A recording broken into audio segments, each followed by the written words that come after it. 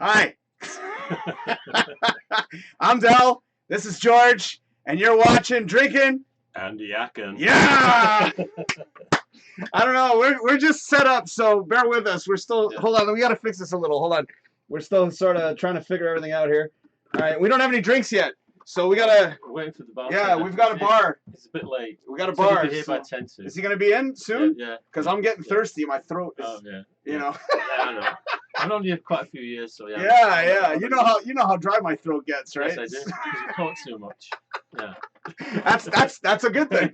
So we've got our cups ready here. Yeah, already. Yeah. Missing the bartender. That's right. So George is going to be using this amazing cup, which I'm going to start running the ads before I forget. Okay. So let's start running those ads. And if you guys would like to purchase or get one of these cups, you can go call these people up. Wineworks, Daisy Day. It's connected with Bottle Decor, and you can get your own Drinkin Yakkin cup. I am not going to be getting any of the profit whatsoever. So I have to announce that. She'll be making all the profits. So all the money that you get or pay to her, it's all going to hers. So that's the least I can do after what they did. Yeah. So this, ladies and gentlemen, is Mr. George Andrew. Yes. But I think we need some drinks first. Okay. Yeah. So you said you got a This is a bell. Oh, you got a bell? Yeah. Oh, I just noticed this. I'm sorry. I got to show this. This is hilarious. Look at this. This is the best coaster I've ever seen. That is great. Okay, so let's call for the. You guys say you got a bell? Yes, right there. Oh. Okay. All right. So let's wait for the bartender. Is he on? Is he working? Are you gonna go check? Is he hiding in the? He's all shy. He doesn't want to come on the camera. So he's not here. You know, you gotta service. Okay, you're gonna have to find a new guy, man. Okay, we're gonna have to shift some stuff here. Okay, here we go. All right, go ahead. Folks. Yeah, no worries. All right, well, we gotta have a beer before we do this big introduction thing. So, ladies and gentlemen, welcome to another show of Drinkin Yakkin. I'm so excited. We've got Mr. George Andrew, who just went behind the bar. Hello. And we actually have a bar. And a fridge. This is amazing. And we got like beers and stuff, and it's Drinkin Yakkin, like what is it, 5.0? We are actually in the Atomic Ballroom, ladies and gentlemen. This is the official Atomic Ballroom. Mach 5, yes. Before this one. See, I've never put one of these bad boys in here, so I'm hoping it all fits. I don't know what that's like, but okay. You don't like dark stuff, right? No. So I've got this. Okay, I like the ambers. Yeah. So if you can hook me up with that'd be great. It should show up the. Oh, it'll show. Oh, it'll show better with the dark beer, though. Yes. Guinness would look fantastic. Oh, Guinness. I call that dirt in a bottle. Let's see if we have any comments here. Nope, nothing yet, but we're going to have to keep an eye on that. Oh, God bless you, sir. Wait, you said this is a blonde, right? Yeah. Okay, cool. Oh, that's awesome. Oh, we should have done that on the show. Wait. Oh, hold on. Give me the other one. I can open it on the show. We used to do this all the time on the. Let's see if it. There we go. All right, there you go, sir. And I assume we need. Can I use one of these record coasters? Yeah, by the way, this is the tip jar, Del. Oh, okay. I don't have any money. Okay. I'm broke. Just sling an IOU. That's why I got you as a sponsor. Just let's have an IOU. All right. When I get some money on Patreon, then, you know. Wait, I'm looking at the wrong camera. I'm looking over there. So, all right. So, let's get these drinks. All right. So, let's pour it up. I know, eh? You're like, here we go again. Yeah. It's been a long time. It's been a long time since George has been on my show. It's about a year, isn't it? More than that. October, I think. Yeah. Oh, I figured this was going to be too small. It's going to be too small. Okay. Too small. But it's okay. You know, I got my record player or my record coaster. This is the coolest coaster ever. Where'd you get these, man? I got some for Christmas. Really? Got a set of 5 or 6. Oh, I love them. Oh, cheers. Cheers. All right. Awesome. Drinkin Yakkin. That's better. Oh, that's good. Good. That's a good beer. Beer runner. See, here's the thing. If we start getting... it's Bear Runner. Bear Runner. Oh, I thought it was a beer runner. There's a guy being chased by a bear on the bottom. Bear. Oh, I see it. See, if I get sponsors... This could be a sponsor, so I'm turning the logo around. Turn the logo around. Don't let them see it. Oh, that beer looks great in that cup. That's what I'm saying. If you throw the Guinness in there, which I don't have. Wow. Actually, that looks pretty nice in there, too. Beer always looks good in any glass. So cheers one more time, sir. Guinness would look really good. Yeah, I'm glad this man is finally back on my show. He was supposed to be on the Del Morgado show Unleashed, but I stopped doing the show. Yeah. So now we're doing this one, so he's here. So, we have a comment? Amanda says, hello, everyone. Hello, Amanda. Amanda, ladies and Cheers. gentlemen. Yes, cheers to you, Amanda. Here. Drinking and yakking. Drinking and yakking, yes. So Amanda will be hosting her own show on Sundays as of January 5th. Oh. So that's going to be awesome. No, come around here, man. Come around the side. We got you. All right. Here we go. Let me. Now that I drank a little bit, that'll probably fill that right up. Oh. I was Almost had too much head there. multitasking here tonight. Yeah. Putting You're it to gonna work. have to. I thought I was a guest. You're gonna have to fire your bartender there because. I think I have done, yeah. Yeah. Obviously, he's not doing his What a job. way to treat your guests. Go behind the bar, get us a beer. Give me a beer. But welcome to the show, sir. I'm glad to have you. Glad to have you. So, I've already promoted you a bunch of times on the show, but I want you to now tell us about yourself. Okay. Go. What's my answer? 10:30. I don't care. We'll go 5 hours. I don't care. Go ahead, man. Briefly, Yes. Originally I'm from Manchester, England, in the northwest. London, England. No, nowhere near London. No. Oh. Like London's here. Oh, okay. Manchester's there. I don't know geography very well, so. It's like northwest, about 220 miles. Oh wow. So, yeah, Okay. So, Wow. So Manchester. Manchester. Right on. Yeah, just inland. If you know where Liverpool is on the Yeah. coast, we're about 28 miles. It's miles over there, not Right. Yeah, not kilometers. Yeah. Yeah. The from metric Liverpool. Yeah. So it gives you an idea. Yeah. Google it. Cool. Yeah. Go. I started DJing. Actually, funnily enough, Right. I started DJing. My first ever paid gig, I've told you before, was December the 12th, 1970. So last week. Yeah, I was gonna say. It was 49 years. Wow. Since my first paid gig. Holy crap! It was an 18th birthday party. Shit. At the top of a pub. Yeah. Called the Greyhound in a place called Partington, just It was a suburb, like a pub. a suburb of Wow. a lot of room. That's a lot of pubs. Well, back in those days, would have like a room upstairs, or a room at the back. Right. You know, and they rent it out for like birthdays, Wow. wedding receptions. And that was your first like DJing First gig. one ever, yeah. Wow. Yeah, So you must have did like the whole. You must have created all these albums. You guys. This setup is amazing. Like, where do you have your albums, by the way? You gotta have them somewhere. There's not many left. There's some all outside right. in the garages, a few under Oh here. yeah, he's got tons behind the bar. Like, Well, that's Damn. I had a room full, literally a Really? room that just lined the walls back in when we lived in a previous place. yeah. But down the years, they just kind Wow. of, give them away. Wow. You know. So continue. What was up to? Oh, December the 12th. Yeah. So you're going way back. Then on December the 13th, Right. 1970. Yes. No, but yeah, so that started off. Then I was working in the daytime as well, and the funny thing was, I made for that night. I think it paid £15. How much is the equivalent Canadian? Then it would have been about $45. There's about 3.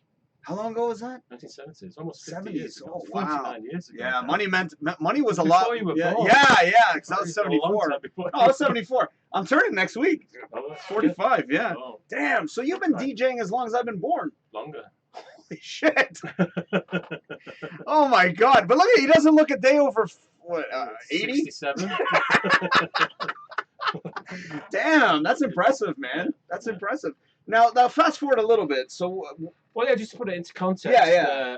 I mean, I used to I was brought up in a house where my mum played record players. Right. Music, the radio was on, so I was Yeah. always fascinated by music. Yeah. And cut a long story short, Yeah. I was always fascinated how when the DJ stopped talking, the song began. Yes. You know, or I was fascinated like he was talking, then boom, the record would The record start. would kick in. And Yeah. how did he do that? And that was my first kind of thing. Yeah. And then my father bought me a little pocket transistor radio that was about Nice. this big, Right. so I could listen at night. Yeah. When I was a kid, I'm like 12 years old, Yeah. and I could listen like to these station in Europe called Radio Luxembourg. Nice. So I could. Surprised you remember all that stuff. Well, that's how could I forget it? Or there was the pirate radio stations. Then eventually, the BBC got rid of the pirate stations, etc. The BBC. The BBC. Do the BBC. No, sorry. I'll try not to do that. I'll try. and they created Radio 1, and it was a friend of mine. I thought, wouldn't it be great to be a DJ on the radio? Nice. That's how it started. Right on. And so, I mean, I was like 17 years old. Yeah. And I got an audition at BBC Radio Manchester because they were just starting. I mean, the BBC was in London. Right. And then on like in the September of 1970. Yeah, yeah. They were opening a station in Manchester, so Nice. I wrote Yeah. to them. I had no Of course. experience, Yeah, why you know, not? I didn't have Sure. a clue. Yeah, it doesn't hurt though. And it's typical what I used to do. At If the they say time no, is- they say no. Who cares? Yeah. Yeah. And I used to have a little mini like tape deck, like Yeah. really like 3-inch reels on it. Right. I bought from somebody, Okay. and I used to make these demo tapes. It must Nice. be awful. I'd love to hear him now. you know. Yeah, yeah. You'd be like, damn, did I sound like that? Yeah, just terrible. And I used to just make them in my bedroom, you know, at my mum's house, and send them off. And I did one for them, and I put a plug in it. Okay. Like a, in England, the big 3-pin plugs. Oh yeah. I put that in the package. Right, right. And I said, here's a plug for our George. Nice. And I get this letter back saying, yeah, we'd like you to audition. I thought, crikey. Nice. Anyway, nice. What'd you say? Crikey. Crikey.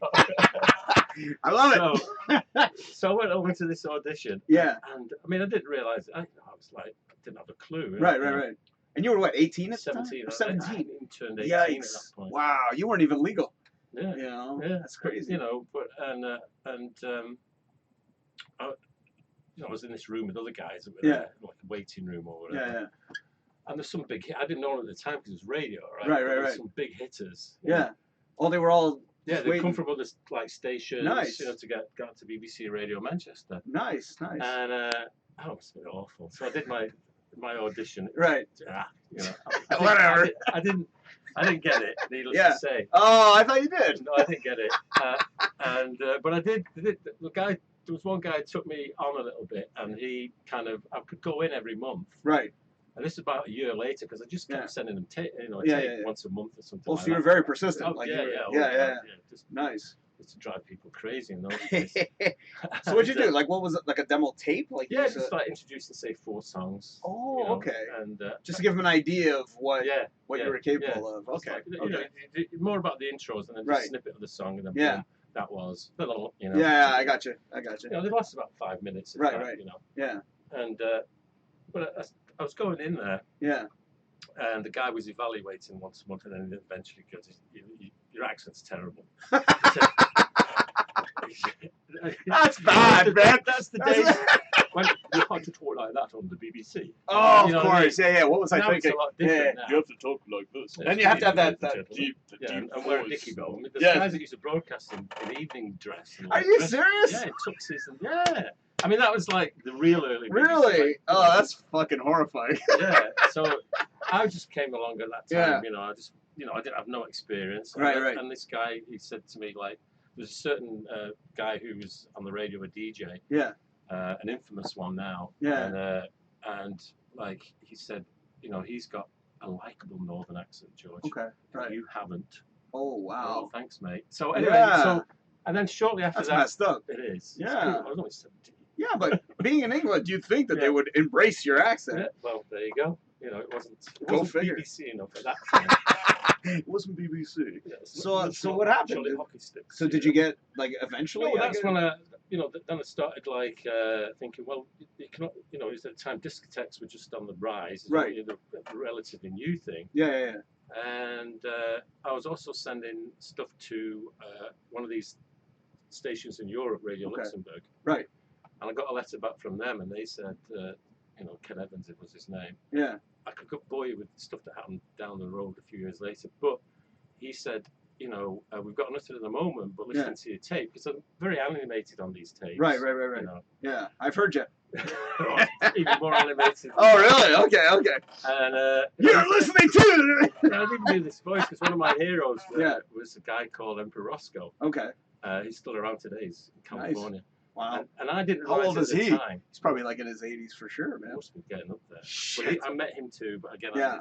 I don't want to, there's a lot. Yeah. No, I love it. Oh, actually, hold on. Let's check the comments first. Hold on, because there's a bunch of comments here. Amanda says, nice setup you got there. Oh, yeah, you got a great setup, by the way.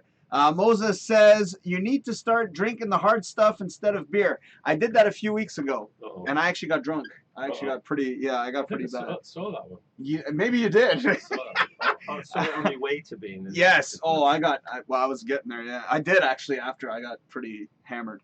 Amanda says, I was named after a popular song around the time I was born in 1986. What song is that? In '86. 86. He knows everything. Which one? Is that Journey? No. Journey? Yeah. What song is that, Amanda? Just ask. So Journey did a song called Amanda. So you did a couple of spots on the BBC? Oh no. So I got this lesson back from Radio Luxembourg. Yeah. And which is based in Europe. Right. And oh, hold on. We got to show the logo. The placement. Yeah. How dare you? Oh. Wait. Get the coaster. We don't want to wreck the bar.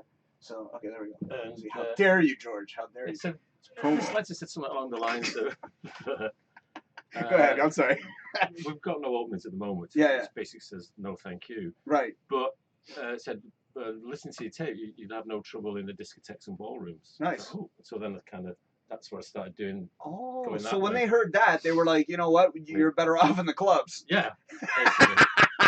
So in other words, you're not good enough for the BBC. Oh, this is the BBC.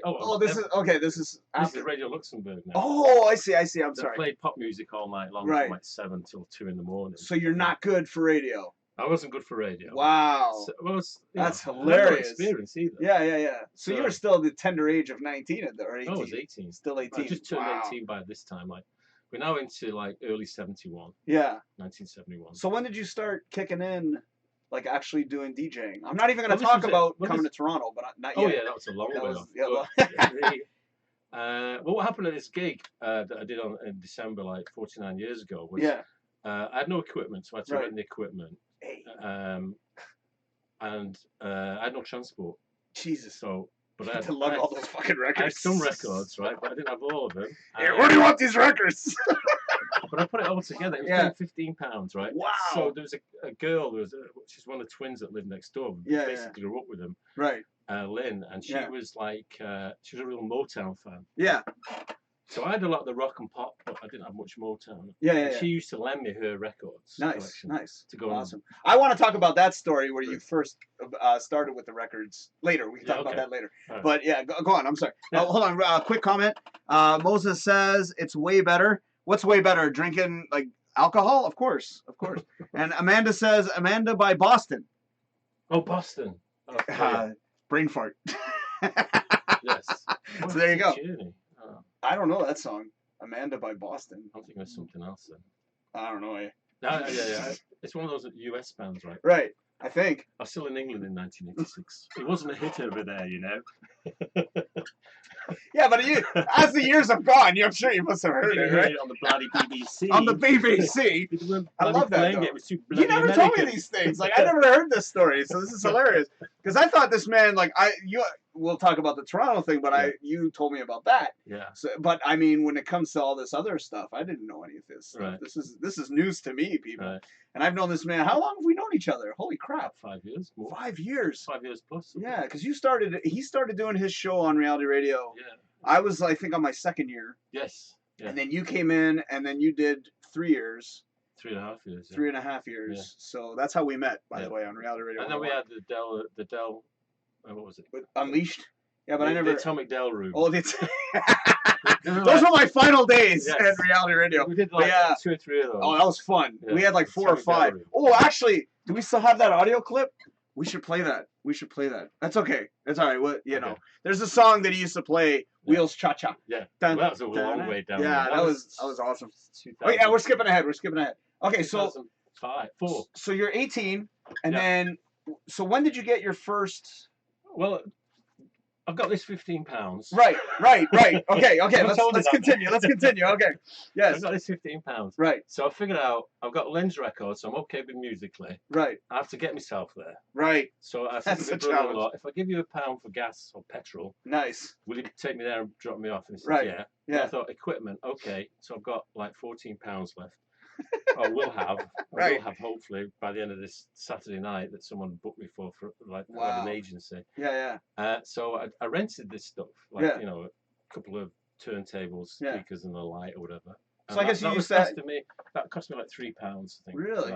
So you and I cleared like £11, say. But you actually had to get turntables. You had to get like nothing, old school like a turntables. double set. Yeah, so that you can like mix in. 1200s. Right. Just the basics. Just two, like the twin decks kind of thing. Wow. Wow, And that's cool. I made £11 for that. And Yeah. and the day job, Yeah. I was getting paid £12 for working 5 days a week. And I thought, oh, this isn't bad. But this is the most interesting part. Were you doing the copywriting at that point? Yes. That's when you. This man used to be a copywriter. Yeah, I did that for. You'd come in handy now, damn it! You need to do some of my copyrights right now. All right, real quick, Amanda. Not copywriting things. Oh, okay. But copywriter as an advertising. I wrote copy. Oh, okay, okay. Yeah, yeah. Oh, hold on. Moses says yes, so he's agreeing to. And Amanda also says it's a pretty good song. All right, well, we're gonna have to check that out. I think I've heard it. Maybe we should use that for your theme. Not till about before 1987. Yeah, yeah. So I'm sorry. Continue. I'm sorry. Oh, so yeah. Oh yeah. So that's you know how I am. It, then. That was it. Right. I started like writing to clubs. Right. And asking for auditions, and so that'd be like I said, January of. Because December we did the gig, then January I thought, oh, I've got a bit of experience. Yeah. Now it's time to get to work. Gig. Yeah, one gig. That's one it. Gig. We're up and running. But you did the copywriting for years. Like you always had. years, 13? 14 and a half 14. Years, yeah. So that must have been like boring as hell. No, it was good. No, it was great. It was a great job. Really? I didn't mind it at all. Yeah. See, I haven't told you guys yet, but this man is actually a full-time DJ. Yeah. So he doesn't do that shit anymore. Well, I went full-time at the end of '84 when I left the copywriting. So you've been doing since 1984. You've been doing DJing full-time. Yeah. That's incredible. Yeah. So let's fast forward a little bit. Well, the way I got into the clubs was. Oh, okay. Yeah, I went to did a couple of auditions. Yeah. I didn't get those, but there's one particular club I went to. It was like of all the clubs I thought I'd get into. Yeah. I thought I'll never, but I'll give it a shot. This right. place. It was called Time and Place. It was quite a nice club. Yeah. Right in the heart of Manchester. Was it respectful? Very respectable. Very respectable. It was kind of classy as well. Really? Yeah. Wow. Okay. Which I don't think I was at that time. You didn't have to wear a dickie at that point. No. Don't talk about that, you know. Not for DJing. Yeah. And there was this guy there. Yeah. Well, I went there and met the general manager, wherever, and he introduced me to like the head DJ. They had 2 or 3 different rooms. Yeah. And he introduced me to this one guy, Greg, who was the main DJ. Yeah. And he said, just try him out, see what you think, whether he's worth keeping in mind. Right. So it was like again an audition. Yeah, an audition. So I did this audition for Greg, and then later on that evening, the manager came down to Greg and said, "What do you think? Is he worth keeping on in mind?" And he went, "Absolutely, yeah. He's got potential, yeah." Right on, man. And then the brilliant thing he did was, he said, "What are you paying him? What are you paying him for coming down and doing this audition?" And the manager's like, "Money? What an audition?" We're not paying you. Come out on this cold night in February. Really? Yeah, so wow. He paid me £2 for doing it. Damn. Yeah. So what? £2 would be the equivalent, I guess, $20. No. Or less. About $10. $10? Yeah. It is 1971. Yeah, it's not bad. $10 would have gotten you a lot further than it would now. Like I said, I worked all week to get £12. So it gives you some idea, right? It's like almost a day's pay. You know what I mean? If you work it out. Yeah. Damn, that's actually pretty impressive. Just to. Yeah. And he didn't have to do it, right? Wow. So the other thing he said, anytime you want to come down. Yeah. Come down and practice. Nice. So come down early. So do whatever you want to do. Yeah. And then I'll take over at midnight. So basically, you were still doing the copywriting job, and then you would do the DJ. Yeah. So I used to go this and just practice there. Right. And when it weekends, and it got to the point where Greg isn't coming on at 12. Right. He'll go carry on. Nice. You know what I mean? So nice. And then you'd be the guy. I'd be the guy. Nice. Carry on. And that's where I kind of cut my teeth on, working in a club. Right on. And his name was Greg Edwards. Yeah. He's quite a well-known DJ like that. He had a show on actually BBC Radio Manchester. He was one of the guys who obviously got a show. Nice. When I was in that room, and he was like, he was American too, but I think he'd been in the services in the military. Oh, okay. And then he was broadcasting on military radio. Yeah. But he was like a funk soul guy. That reminds me of Good Morning Vietnam with Robin Williams. It's that kind of setup. Yeah. In Germany. Yeah. And then he came over to the UK. Nice. And he got really well known, but he was still on the way up at that point. Yeah. And he kind of took me under his wing. And nice. It was fantastic. So how long did you DJ over there? Where? At that place. Oh, that was just going in and filling in for him, right? Oh, so then but I was still looking for my own place. So that was in the February of that year. So for the next couple of months, that's what I was doing. But I was still sending things out. Nice. I got an audition at a place. See, this man doesn't mess around, man. I got an audition at place called Your Father's Moustache. And I went along there. What? Say that again. Your father's. Yeah, it's Y-E-R. Okay, your father's moustache. I thought you said stash. No, mustache.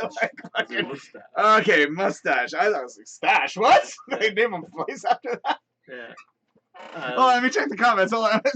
Sorry, I got to focus on this. 1971, folks. But yeah, still. Okay, no, I love it.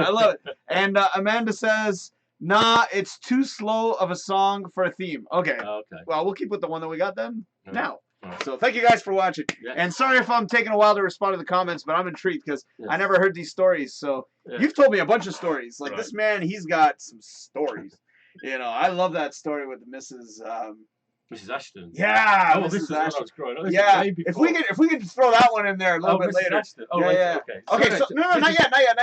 No, but I mean, we're up to 71. 71. Okay. Father's moustache. Right. Father's moustache. So, I thought you said something else. I answer this ad in the newspaper. Right. Roll up at this club at like 7 o'clock or 6 o'clock on a Saturday, Friday evening. Right. There's about 40 DJs. Okay. And everyone got like, I think it had 3 records or 4 records. Go into the booth, do your stuff. Also, just go in there for like a few minutes. Yeah, and then... do your stuff. Oh, okay. And, you know, and the owner, I didn't know the owner. Was there and stuff like that. Yeah. The manager.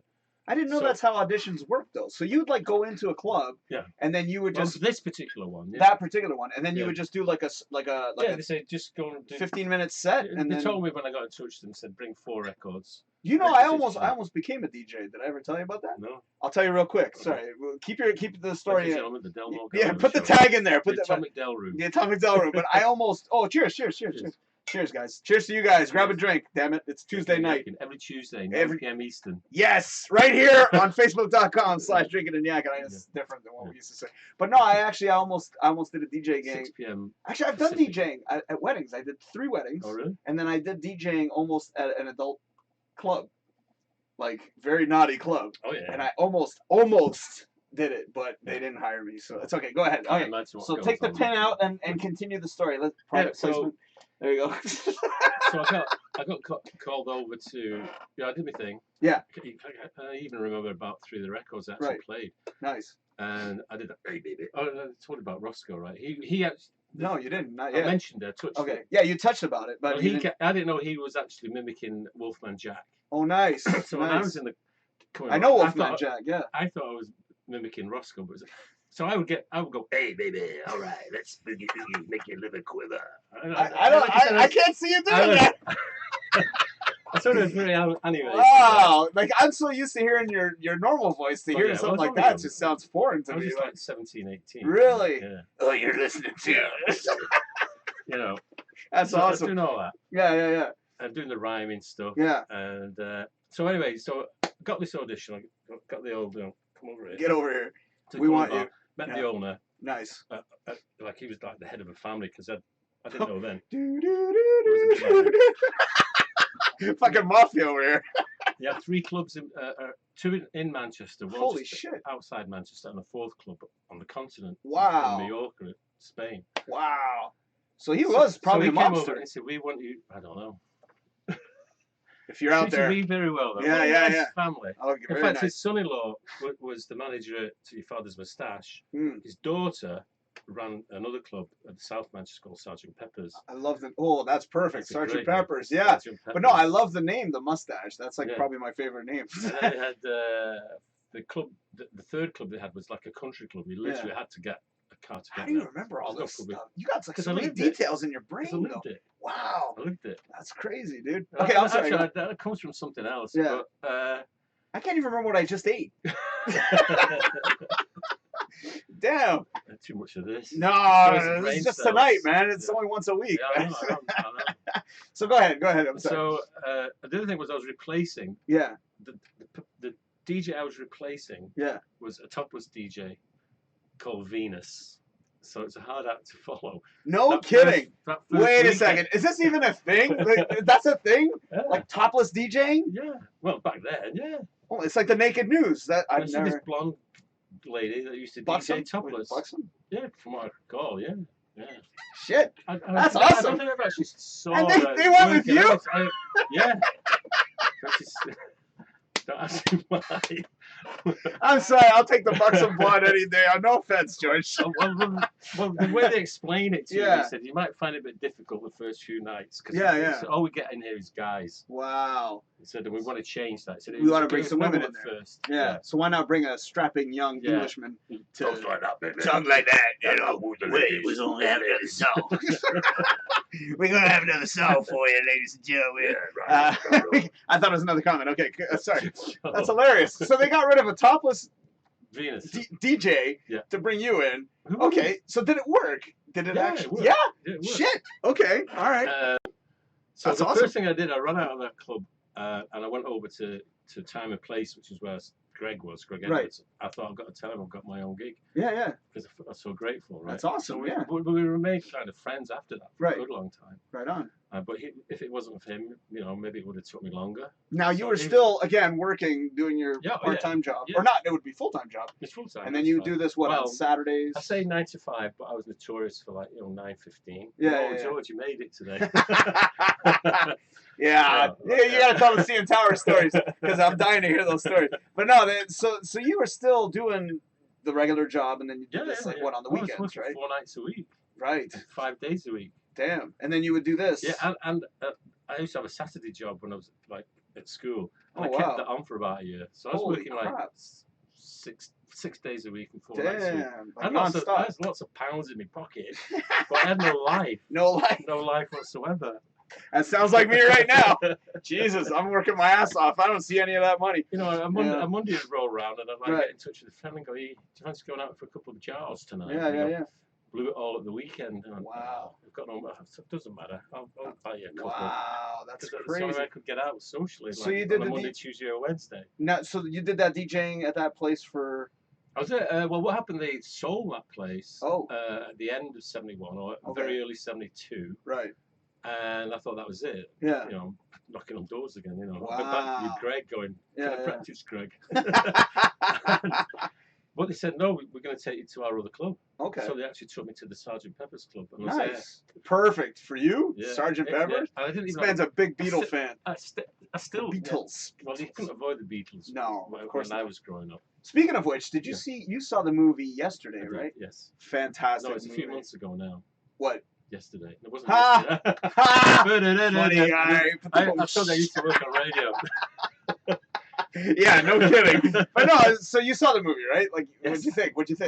Well, I thought... Real quick, I'm just... Well, I was trying to figure out what happens at the end, and I got it totally wrong. Yeah. I thought it was a great ending. Oh, it's fantastic. I thought love that movie. To be honest, I thought he's going to wake up, it was a dream or something. That's what I thought. Yeah. And I thought, and then, it was an interesting twist. If you haven't seen it... Top notch. 5 stars all the way. So, hold on, let me just check real quick. Sorry, I got to respond to these people, because Amanda says... damn, being a DJ sounds exciting. You should hear some of these other stories he's told me, man. Like, you got some pretty crazy. So remember, Sgt. Pepper's, I still hadn't got my driver's license. How old were you at that point? 20? No, I was 18. Still 18? Yeah. So you did, like, all these jobs. 18. It was too much too soon, actually. It was really crazy. Wow. I thought this was like within a span of like 5 years. No, it was a crazy time because I had no clue, and I was meeting these people and in this, I was 95, I was like at this desk writing for a mail order catalogue. And at night there was this glittering, shiny. Yeah, you feel like a celebrity at night. There's subculture going on. Yeah. Much part of that as well. I know the feeling because, like, whenever you do the shows, even when we used to do the radio shows, I'd feel like a celebrity once a week. Yeah. And then I'd have to go back to the drudgery of work. And then you're sitting there like, oh, somebody shoot me. Well, a funny story. I mean, when I got this job, when I was doing it 4 nights a week at Pepper's, I hadn't been doing it that long, and I'd worked the Thursday night. It was a Friday. Okay. And I obviously got in on, sat at my desk, and we had this like general manager, like head of the department guy. Okay. He was like a tyrant. Everyone was dick. Frightened of him. Everybody's got a dick in the company. He was really gruff and what have you. Yeah. And I didn't get told this story for the longest time. It's like months later, someone told me what had happened this one afternoon. Or morning, approaching like noon. Yeah. I was like working, and I sat back and I fell asleep at my desk. Yep. Right. And I used to work with 3 other guys. There's 4 of us. We used to work. We weren't just workers. We were like friends. We used to socialise as well. Yeah. And I'm like, And just as I'm nodding off, and they noticed, Wow. he comes into our office. Of course. Of course. Like, and they Murphy's go, Law. God. Yeah. And like the other three are like, oh Jesus, that's the end of George. He's gonna get fired. You know what I mean? Wow. Yeah, back So- then you used to get fired for shit like that, by the way. Yeah, nowadays people get away with freaking murder, man. Yeah. They can do anything at work. So, Yeah. like I said, I didn't hear this for a couple of months. I don't know why. Yeah, yeah. I didn't know it happened. And like, apparently he came in, went, oi, what's wrong with him? Right. And I, oh, sir, He's resting. He works like a few nights a week in the club. You're resting your eyes. You're resting your eyes. Anyway, the lad's working. Yeah. All those hours? Yeah. Oh, good lad, good lad. I walked off. Really? Yeah. Oh, there you go. Perfect. And then from then on, I always got on very well with him. He just respected the fact that I was out. You were doing like double shift. Yeah, he was like, you know, I've been working till 2 o'clock in the morning. Yeah. Those days. Wow. Getting See, I do home the around doubles 3. now too. It's rough, man. Like when you have 2 jobs, Oh, 3, it's insane, man. It's you know, but the DJing isn't steady, right? Right, right. You had to keep going, you know. So we got to fast forward because I think we're already half hour in. Yes, we are. Holy crap. Okay. We're more than half an hour in. Gee, I tell you, this man, he's got stories. I told you. See, we didn't have to do movie reviews. We're He's still got it covered. 1971. Yeah, no, let's fast forward. Let's go to Okay. the big one, the one that I've been promoting for you. Ladies and gentlemen, his name, by the way, is George Andrew, because we didn't even say that yet. Holy crap. I just said your name was George at the beginning. Okay. So this is George Andrew, by the way. So you'll see his ad pop up. It's been popping up, and thank you for supporting the show. And hopefully one day he'll have his own show. Right. Let's keep fingers It's a lot of crossed. work. It is a lot. Like the It's ballroom was a tough. lot of work on the radio. Yeah, but you did more of the DJing stuff. Like, Yeah. I would love to have you just come out and do something like this. Right. Like just chat. Yes. Dude, you've got so many stories. Right. It's crazy. So I let's should save fast it for a forward. book, shouldn't I? Let's fast forward because I've promoted this man as like one of the hottest DJs in Toronto. So I let's don't think fast so. forward. Oh no, you Not were. now, You not were the now. big one. Well, now it's you've sort of like mellowed out. I used to say I was the highest paid DJ in Toronto, Wow. geographically speaking. Oh. Right. So we gotta got fast the forward. lights, So let's go up to the events leading up to what brought you to Toronto first off, Right. and what made you decide to come to Toronto. Was it because of the job, or was it that No. it was just a choice? Well, by that time I was actually working in radio. Oh, okay. I'd left. Oh, so you got a radio Yeah. job. Oh, Yeah. okay. And I wasn't Okay. just presenting shows. I was Right. actually like a studio manager, and I was. I can't picture that. The copywriting. Yeah. Yeah, for yeah. a suit and tie. Damn. Very BBC. Yeah, very good. But I also used to. I got invited to do this work there. I was Yeah. doing. I was doing like a Saturday, 2 hours, like Okay. on a Saturday afternoon, Right. from like 3 till 5. Okay. And the head of the place, the station, said, like, George, you're in advertising. We need somebody to come and write. And I went, yeah. And it took me about 2 years to leave copywriting there and just do this. Right. Right. And I'd also developed the DJing side. I wasn't doing the clubs by that time anymore. I was doing like, you know, your corporate functions, weddings. Oh, okay. So I had my own So you were mobile starting disco, to- as they say. Right. Right. Which Right. I Right. started in 79, Okay. 80 around there. Really, you know, was doing that. So you were copywriting for Yeah. 13 years, Yeah. and then you decided to go over to this other place Yeah. to do. Yeah, it was a gradual. It wasn't like I just stopped doing that and Yeah. went over there. Yeah, It was yeah. kind of overlapped. Oh, So okay. I got the confidence to go, okay, I don't need the day job as Right. per se anymore. Right. And Yeah. then you So decide. 2 kids, right? So you Two were still boys. doing the DJing all these years. Oh yeah. Leading up to Oh, it, yeah. and then it got to the point where. I thought we'll try this opportunity, but it Yeah. took me, like I say, about a year, almost 2 years to actually plunge, Yeah. go self-employed, no regular paycheck. Right. You just invoice people. Yeah. And wait for the invoice to come in. No paycheck at the end of 2 weeks. Or That must have been a bit terrifying to start, though. I don't know. I was ready for it. Really. Yeah. So yeah. you sort of developed that. Yeah. You know, what's the word I'm looking for? Like that reputation. Is that the right word? I had the confidence. Confidence I had too. the Yeah. contacts Yeah. to follow up, and I thought we can develop this. You know, Okay. back in Liz. Yeah. This is George. This is George. Wonderful woman. First time I met her today because I've never met Liz. She's such a nice lady. She's Yeah. awesome. But I mean, what made you decide to make the big move to Again, Toronto? it wasn't one particular one thing, but it was the first time we came to Canada was 1980. Okay. And Liz's family, they're Irish, so there's like 6 sisters, 2 brothers, big family. I wish I could do an accent. I can't do an Irish accent. And the the eldest of the sisters actually moved here in 70, so she's Right. been here a long time by Yeah. 1980. Yeah. And quite a few other siblings and had been over Right. and said, "Oh, great, you know, we're going to move there." You know, Oh. start filling out the forms.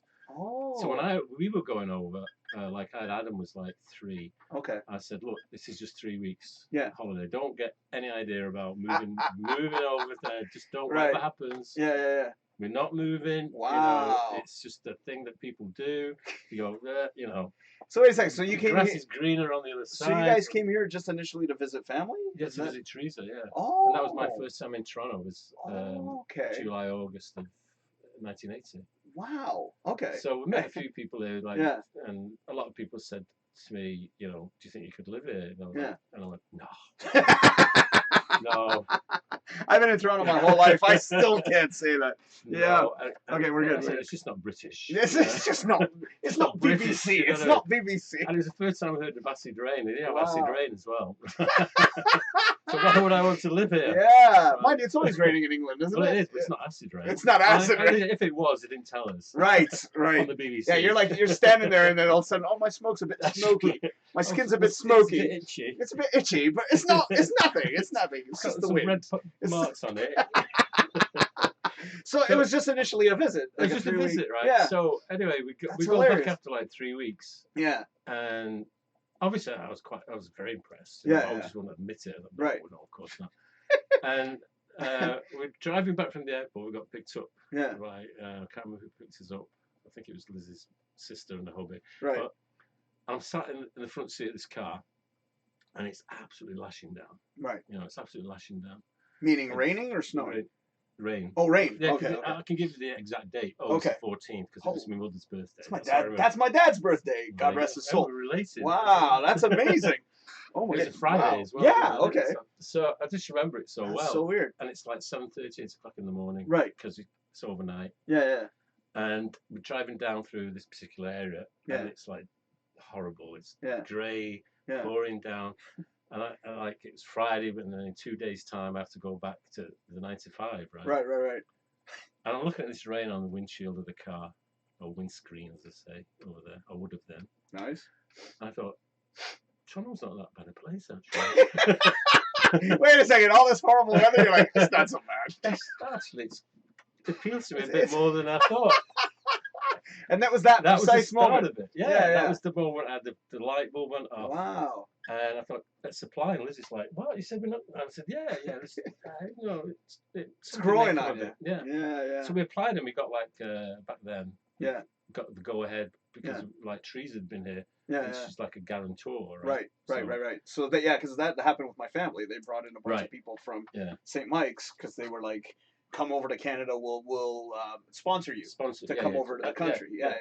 So that's how it worked with my parents. Yeah. So well, that's how it worked then. Right? So that was good. Except we found out that James was on our second son was on the way. Right.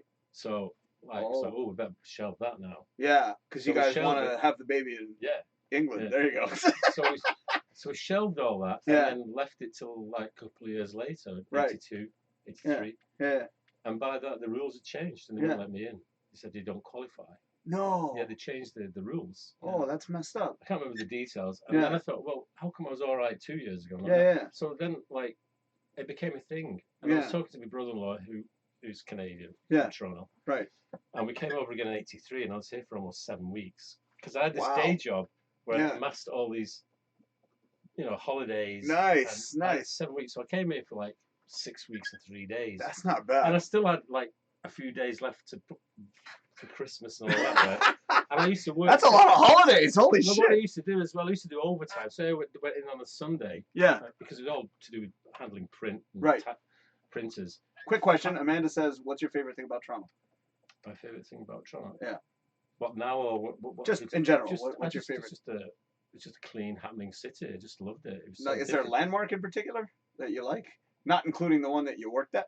Oh, well, yeah, it's pretty spectacular. Okay. Yeah, but I didn't have a clue that I would ever, No, what was just your so favorite different. landmark basically. It would have to be that because it was such. You know, it's just such a iconic. Yeah, CN Tower is a. You know, whether you're on the lake, whether you're up north. Very phallic. If you're driving in, it's just this spectacular building. Yeah, it looks like a big cock. There's nothing. I mean, there's obviously. It's missing the ball. Funny shaped one. But anyway. Pointy, very pointy. But it was so different from Manchester. The grey buildings, and all that kind of stuff, and the rustic sort of look. And you come here, it's all sort of shiny. Yeah, it was to me, it was like all the pounds to our American viewers. It was like America without the hassle. Right. It's like a peaceful city, you know. Yes. Which has always been Toronto. Yeah. Toronto's always been that way. Yeah. So let's set the scene. So you're here for 7 weeks. Yeah. And then. And when I got back, they actually thought I'd left the day job. They thought, we thought you'd emigrated. Really? Wow. Yeah.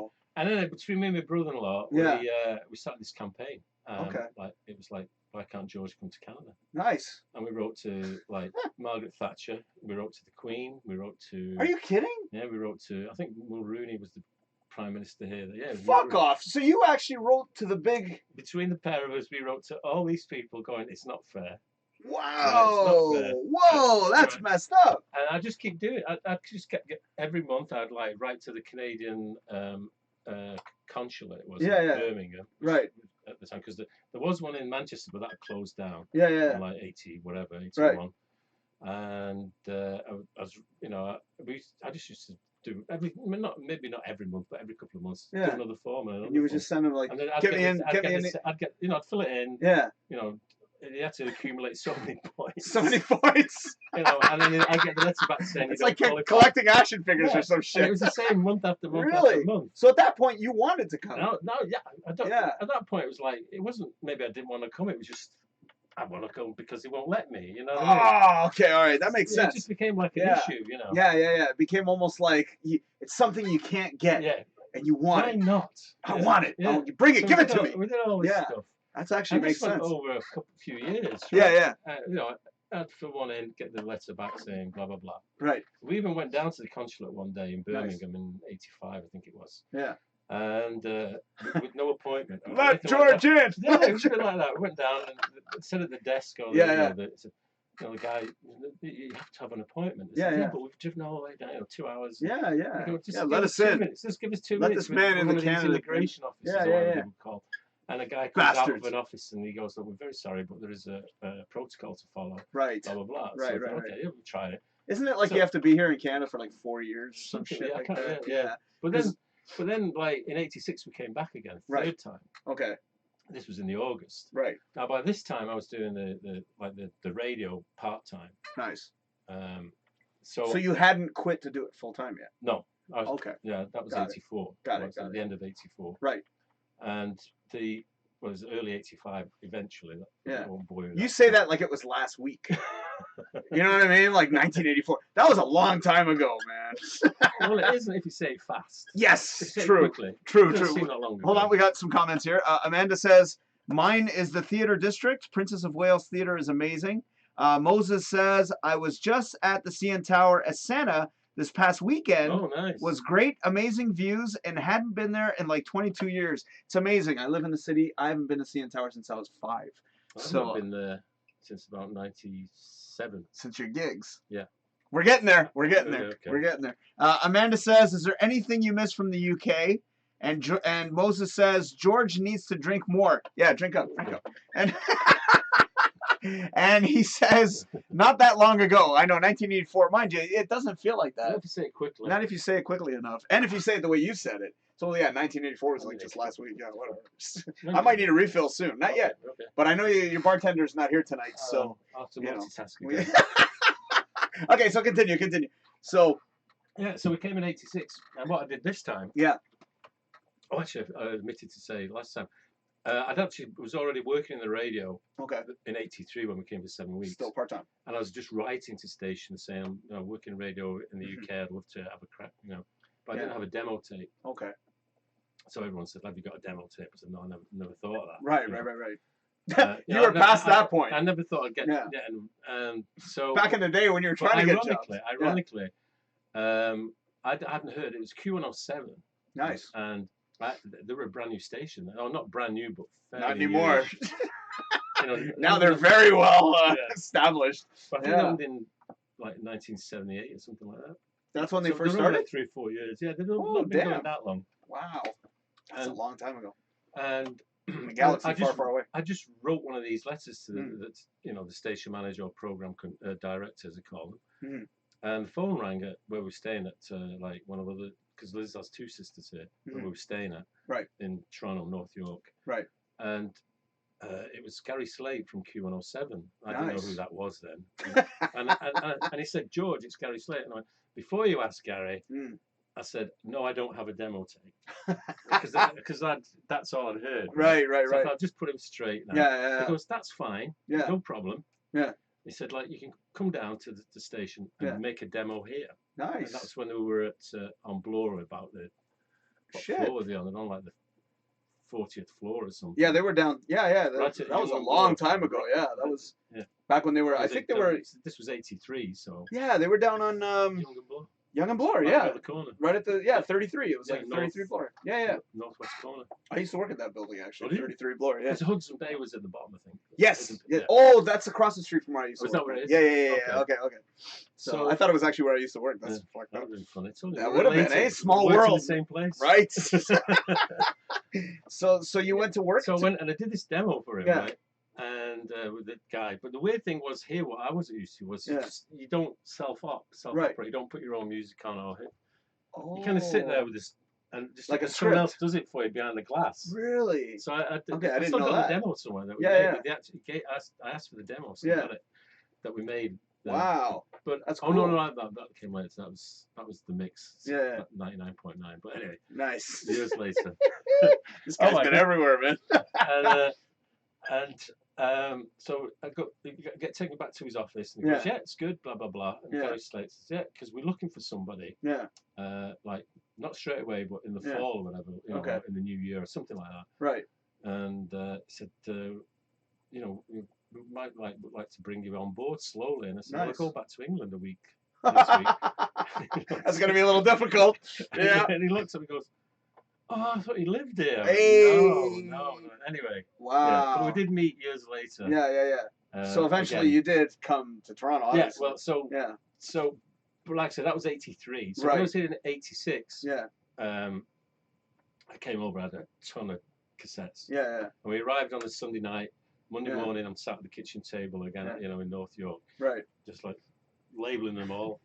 Boom, boom. Got the phone book out. Boom, boom. Yeah. Got the names. Phone. What's the name? And went to the post office. That was the first thing I did. Okay. Like before I started vacationing. Nice. Nice. And I got. I didn't hear anything as such. Yeah. I thought, well, that's the end of that, right? Is that your phone? Oh, that's my phone. Yeah. Nice. Very professional in the corner. Who are you? That's okay. Don't worry about it. Go ahead. I'm busy. Yeah. Come back. Leave him out.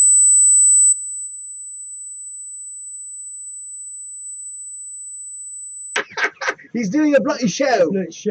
And it's not the bloody BBC. That's right. It's the Drinkin Yakkin. Drinkin Yakkin. Oh, speaking of which, here we go. Let's have another drink. Cheers to you bastards out there. So there you go. Thank you, George, for being here.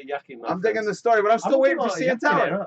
No, you're not. No, there's no yakking on this one. Yakking is drinking, but it's the talking. We talk. We yak. Half the time I forget I have a drink. So. Yes. Where was I? You were on. I used to sing comfortably. Can I begin? You were on the. Oh yeah, so I get home. Yes, you were labeling your cassettes. Yeah. Done all that. Yeah. Heard nothing. Go home. Yeah. And I get a letter from CFNY. Nice. Which I think I've got somewhere here. Nice. And it says something along the lines of like, loved your tape. Yeah. We think you'd fit in very nicely here. Nice. But the chances of like getting in here are like a snowball in hell's chance. Really? Yeah. So that was the basis of this letter. I'm sorry, you're in, but you're not gonna get in. Good luck, pal.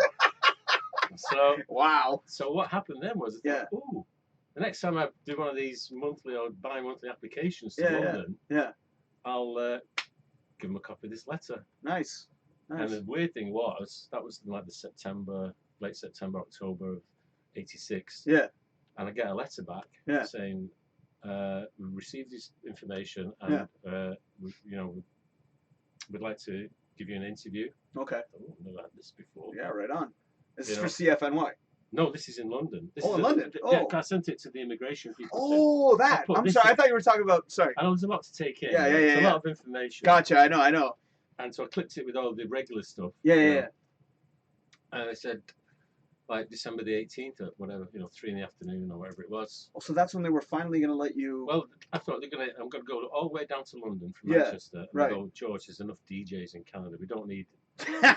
Another one. We don't need another one. Probably just sit me down and go, look. Yeah. We'll do it on the. We'll do it remote. Wasting our time. You know what I mean? So that's awesome. So we go down there. Yeah. Pouring down. It was like a week before Christmas. Yeah. 18th of December. Yeah. And I had a raincoat on. Yeah. And we got into this guy's office. We sat there, got called in, and I was putting the coat on the coat stand. Yeah. And I hadn't even hung it up there. And this guy's getting back behind his desk. He's just about to sit down. And he said, George, we just invited you down here today to sign a few papers. You're in. Nice. I'm like, nice. What? So I was like, boom. What did you just say? He said, you're in. He said, you just have to sign a few papers. I have to give you some whatever. Oh, shit. That's awesome. I'm like, holy crap. Yeah. Holy crap. After how many years? Yeah. Wow. And it's about time. And he said, and if you know anybody else that is as determined as you, he said, you seem like you know what you're doing. Blah, blah, you're in. Nice. You've got a year to do it in. Whatever. Yeah. And he said, he had this file like this. He just had this big file. He brought it from one end of the desk to the other. Go. He said, because we have all this that you've done. Wow. He said, and that's the way you do it. Persistence. Okay. Said, so they saw that you were constantly. So I got in with no job, nothing. Wow. And they got me landed immigrant status like that. Holy shit. So we go out of there. There you go. Oh shit! Hold on. Wait. Sorry. Hold that thought. We got a bunch of comments here. We got Moses says.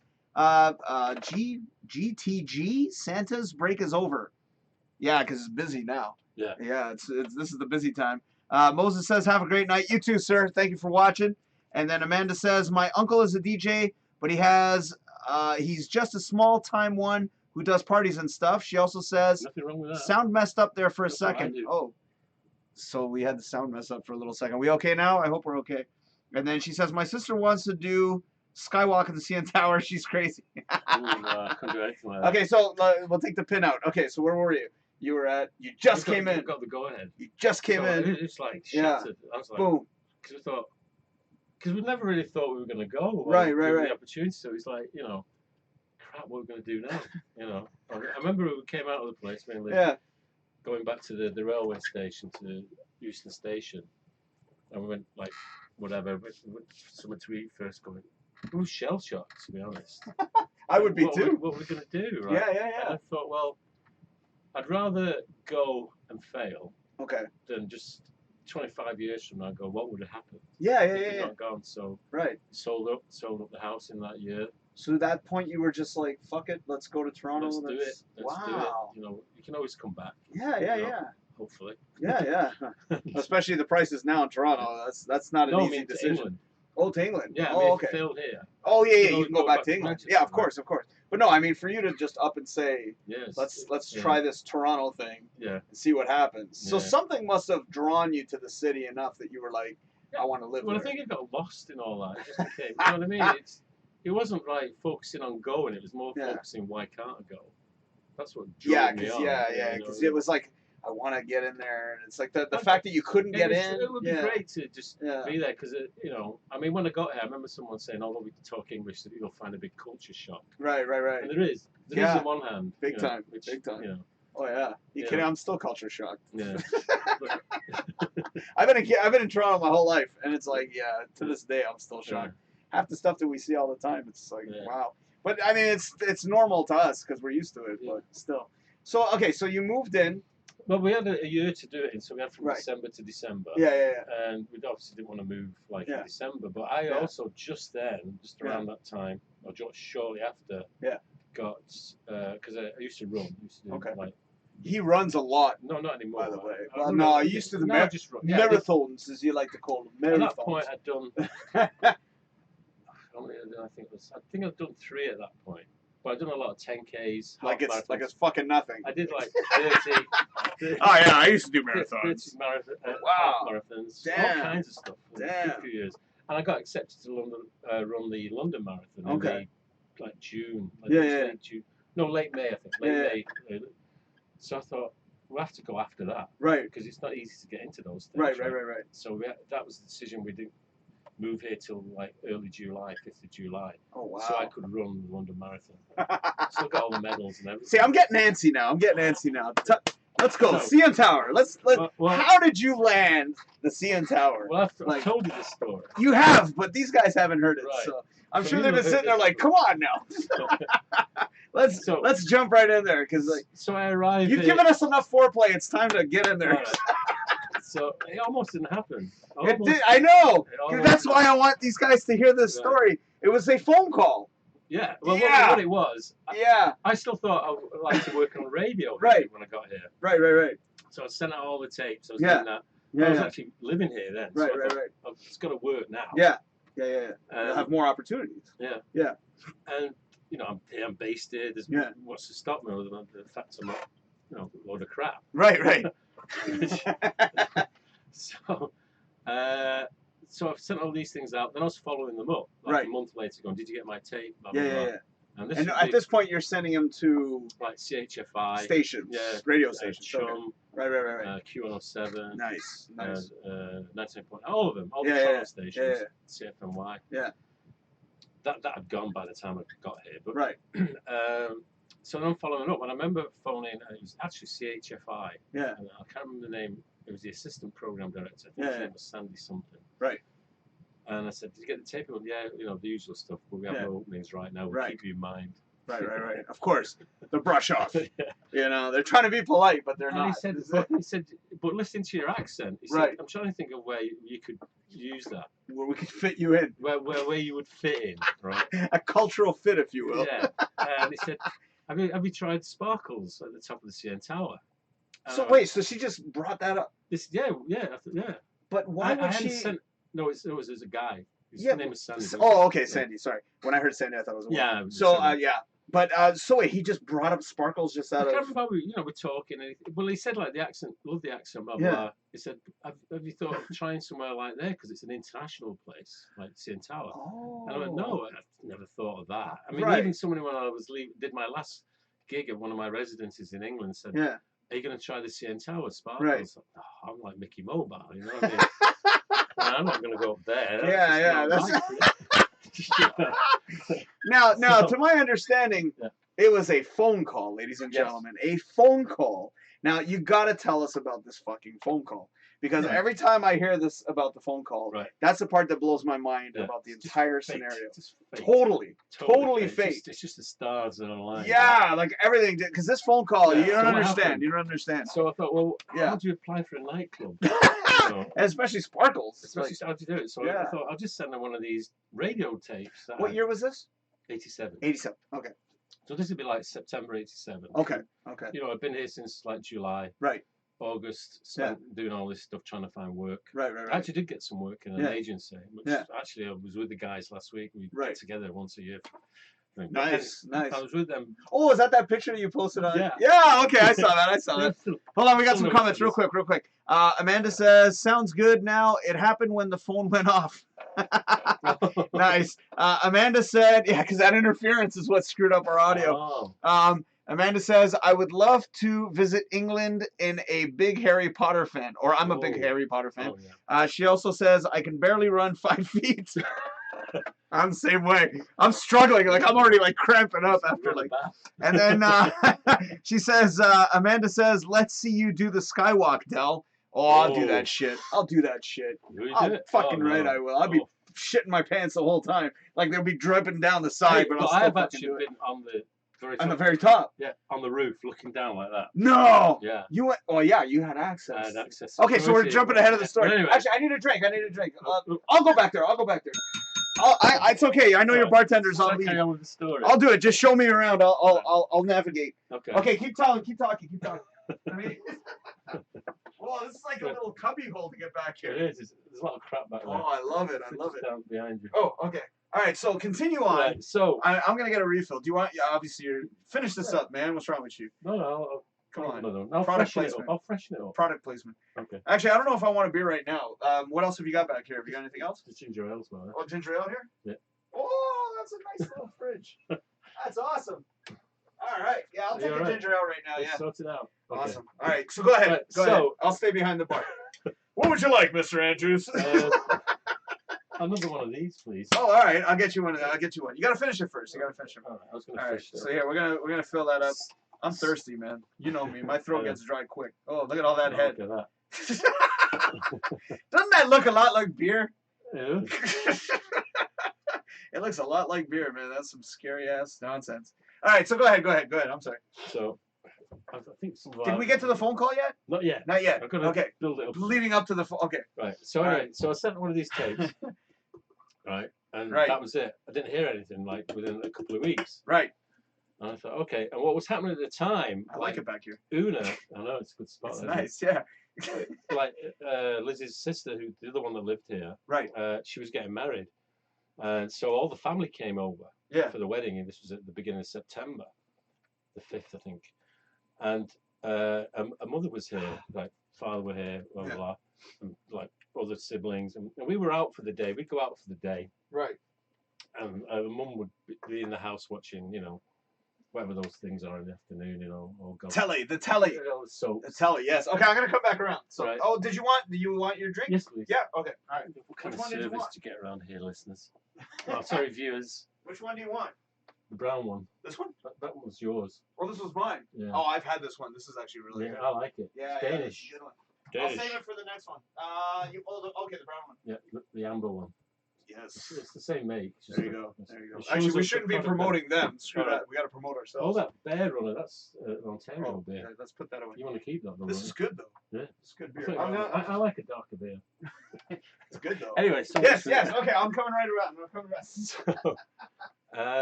So, like we used to say, don't answer the phone.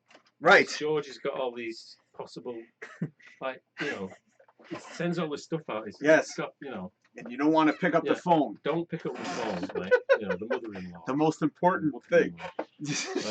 But she couldn't resist because she thought, because all the siblings were here. Right. Like, there's so many of them, so it might be one of them calling for something. Right. So she would insist on answering the phone and take messages, just in case it was one of the family. So anyway, on this particular It's the best part of the story. I get home. You know, at Una's place, because we haven't actually moved into our own place at this point. Right. And I went, any messages? And she went, yeah. I said, this, you know. And there was one that said Andre. Right. And this number, it was like 416, 360 1973. Wrong number. You know? I mean, oh, you don't know that yet. Right. So I'm sorry. I'm sorry. I jumped ahead of the story. I'm so sorry. So I phoned this number that she's written down. Yes. Right? And I fucked up. Hello? I'm sorry. Like, I said, and it was Zurich Insurance. I'm going, I don't remember sending them a demo. That's right. That's right. Well, hey, maybe someone needs a DJ for a party. I don't know. Yeah. I said, fucked up your story. I'm so sorry. sorry. I'd like to speak to Andre. Well, right. It's like. Yeah. And they went, ain't no Andre here. Who's Andre? I don't know. I've just got this number, and I read it out to them. And yeah, that's this, office, whatever. Yeah. I said, you've got no Andre there. Is there an Andrew maybe? I went, right. Andrew. No, there's no Andrews here. Yeah. Oh, I don't know what that was. Fuck that was it. Yeah, that was it. It's like, whatever. Meanwhile. And then everyone goes back. It's like, right. Everyone goes back after the 2 weeks. They're all here for the wedding. Right. Another week goes by. Yeah. I'm sat there. Like I said, I was doing gigs in some bars for this agency. Yeah. So I was watching Dina Petty at nice. on CTV. I remember Dina Petty. Yeah. I'd be on the couch there. Watching Dina Petty at 10:30 or whatever in the morning. Nice. And the phone goes off one of these mornings. And it's the best part of the story. And this guy says, "I'd like to speak to George Andrew." And yes, speaking. And he said, I can't remember his name, it was Glenn. He said, it's Glenn here from Sparkles at the CN Tower. And, oh, okay. Yeah. He goes, I'm phoning on behalf of Andre Robitaille. Nice. And I went, Andre Robitaille? He went, yeah. He said, like, he can't understand why you've not returned his call. I'm going, I've never had a call from Andre Robitaille. He went, That's yes, right. he called you about 3 weeks ago. I'm Yeah. like, oh, hang on. Andre, Light there bulb. was an Andre. There was an Andre. Yeah, no last name. So I'm though. like going, because I kept all these numbers, like, Yeah, I used to yeah. write messages at the pad. I'm flicking through the pad, Yeah. and there it is, Andre. And I said, out of interest, I Mm. said, what number are you calling me from? That's right. They That's went, right. yeah, it's 416 Yeah, yeah. 360 Yeah. 9275. Right. Write it down, and it was written down as a 3. So it looked like a 3. And the mother-in-law had written a 3 instead of a 5, or it looked like it. See, I kind of gave away the plot, but that was fucking. I heard that because you told me that the first time on my show. I died, and just like I'm dying now. That sucks. Because like here you are, you know, they're calling you from Sparkles, and then it's like if he didn't call you back. Yeah, it was Andre. I thought you thought, well, I'm not calling him. Let one of my assistant managers phone him, and that was it. So I said, well, okay, I'll definitely call him. Right. So then I called him. Yeah. With the right number. Yes. And then he said, come down, let's meet. Right. Yeah. Now the other thing I used to like, you know, I was this promo guy. Yeah. Selling promos out. I used to always send pictures promos, out with promos. Yes. Right. You know, I can tell you stories about Hi. that as well. I'm George Andrew. I have a photo and some Nice. blurb on there and everything. Yeah. So Eileen, one of the sisters, she came over for like a month because she lives in Australia. So Right. she came over. Yeah. So she's like, when everyone else went back after 2 weeks, she was still here for a while. And she wanted to go and see the CN Tower. Nice. Right. So I said, yeah, I'll take you down there. In fact, we can kill 2 birds with 1 stone. Right on. Because I've got an interview at 3 o'clock. We'll go down, do the tower, have lunch, and then I'll go and meet this Andre. Yeah. Right. So we go down, and like we thought we'll go, and there's like a fast food place at the bottom of the tower. Yeah. I was stood in the line there at like 1 o'clock or 2 o'clock in the afternoon. Right. Because we'd done all the observation deck and thought, we'll go and have something to eat, and I'll go to the interview at 3. Nice. You know. Nice. And I'm stood in this lineup, and I hear, George Andrew! And I'm looking around and going, how could anyone know me? This is my other favorite part of the story. Does anybody know me? Right. He's a celebrity already. And this guy I've never seen before. So George. Yeah. George, right? Yeah. I know it's you. Who the hell is this guy? I've never seen him before. Yeah. I'm like, some all the promo packages. Went, I'm Andre Robitaille, General Manager of Sparkles. I recognise you from your picture. From the pictures, yeah. Went, oh, Andre, please sorry about that. Nice. So he said, like, what are you doing now? And look, it's at lunch. So I actually sat down. So I'll get lunch. So we got lunch for all 4 of us because there's Eileen, Liz, cool. me. So and that was it. That's how we met. And he went, nice. Didn't even go and look at anything upstairs. It's like, you got the job, you're in. Yeah, basically. Right. He was fascinated by a few things. And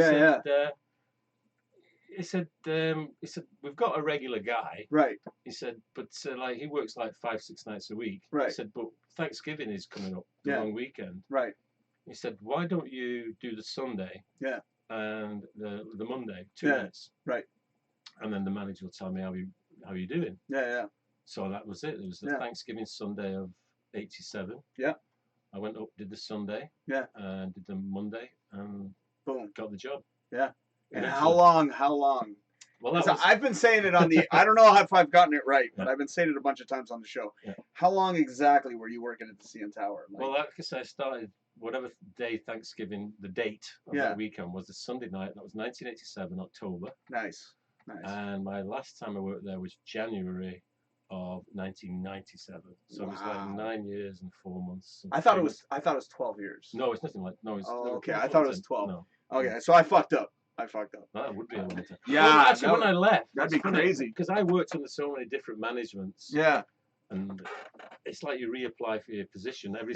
Pretty much. You can imagine in like 9+ years how many different. Oh yeah, there must have been a bunch of new management, like every week maybe. Well, every couple of years. Kind of thing, Okay, we got some comments. Amanda says, "Drinkin and yakkin from the top of the CN Tower." That would be awesome. Oh, it would be awesome. If you're still working there, I'd be like, let's do it. We'll work on it.